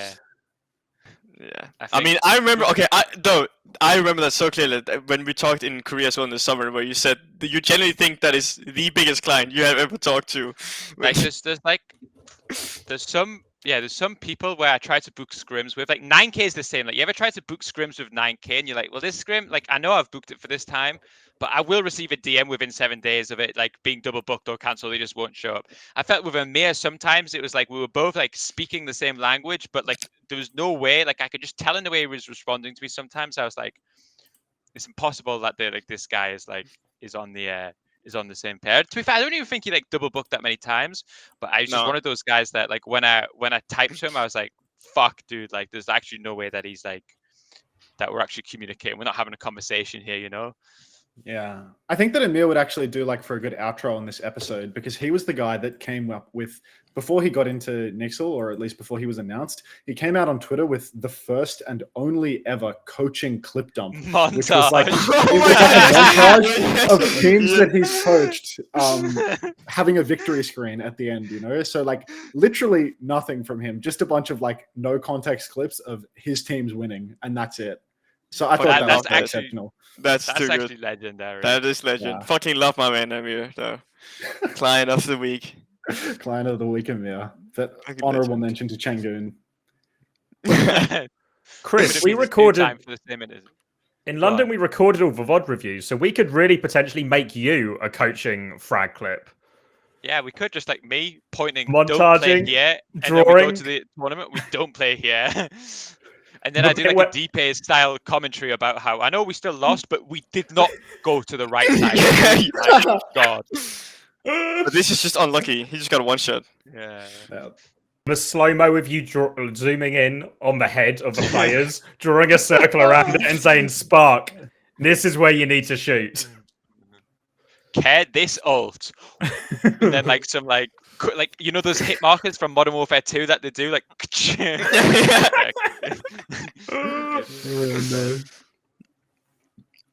All right, then last segment, rank the guests. So I need to start writing this down because the more guests we add, the harder it is just to remember the order. So if I remember right, Gator is in a probably nigh untouchable first place. Then it was it Kasaurus, Astro, Danny, Hadi? Yeah. I heard a few people say, "Oh, I never watched the Danny one," so it feels like Danny actually like just people just didn't go for that one. Unfortunately, but I feel like because Danny was on like the World Cup preview, so we actually didn't talk about Washington at all, even though there was surely should actually bring him back. I mean, I think Danny's too much of a coward to ever cook his teammates, you know? I think if we really want to drum up viewership, we should get Amazed on. And the title could be like, Get Amazed tells his side of the story, something like that, you know? Maybe we could get back in that way. Do that. I think in the efforts to be equal, and because, you know, Nikki likes it when he gets like strong criticism, I think this has to be a bottom halfer at the very least. I think I came in, SHockWave, expecting you to really just like go in on people, and I really feel like we had to like a lot of foreplay to get you to really open up. It took you 3 hours to post the lep clip. I was hoping we were going to go in with that. So I think it has to be maybe even underneath Danny. Can you believe that? Yeah, I'm putting you Hadi adjacent for sure. I don't know whether you're going above or below Hadi, but I think it's just like a common theme when we get players on, you know, like they don't want to shit talk their former teammates enough. It's probably because they still want jobs. Like with coaches, they're just completely disillusioned with the fact that they're never going to earn a cent in Overwatch ever again. So they're happy to just throw everyone under the bus. But you as a player, you don't want to ruin every relationship you've ever formed in Overwatch. So you're just not enough of a cunt to everyone. So yeah, you're Hadi tier to me, frankly. You're just not rude enough. Way too nice about everyone. That's the way it goes, you know. Yeah, maybe you'll still get paid, but you'll always be low on the uncoachable. Uncoachable exactly ranking. Right. Exactly right. You decide what's worth more to you. True. Yeah, I think I'm in agreement. I mean, Kasaurus was even fabricating stuff about Striker to boost himself up the ratings. Yeah, Kasaurus understands engagement. Like he knew what to do. And he didn't need to call Callan a sexist, but he did for us, you know. He's fucking went at it and got fucking sexist. So we go in between Hadi and Danny, a Hadi and Danny sandwich. We'll do that. Yep. All right. Yeah. It's gonna be All tough right. scrims tomorrow for Hardy and I. Being down here. I've demotivated my Astra is players. going to be too much. raining it over you. Yeah. Yeah, no, Hardy was genuinely he asked Chris He about was- it today. He was like, "Yeah, it's It's gonna be. He Why asked am why I he always?" was back, Yes, he did. He did. Sorry. He was like, Chris, why am I rated so low? The problem is, the more times you ask about how lowly rated you are, the more likely you are to stay lowly rated. And we learned this with LEP, you know, like the more you ask about the problem, the more you That's accept true. that you're the problem, you know, the worse it gets. Harry So needs to get his chin up, and then you never know what might happen. So, he needs to pull himself by his bootstraps out of the bottom rather than, you know, talking to people outwardly about it. So next time we have Hattie on, he'll get right to the top of the he will. rankings. Yeah. He's gonna like drop nuclear bombs when he comes out. Like defend it, you know, like. It's gonna be an unpostable episode because it's just gonna be far too much confidence. We'll put that one behind a major paywall. Unpostable, uncoachable. You've got to literally pay for all of our retirement funds if you post this one. All right then. All right. Alrighty. Wave. Well then. Signing off. Goodbye, guys. Adios. Thank you. Peace. See you on the next one.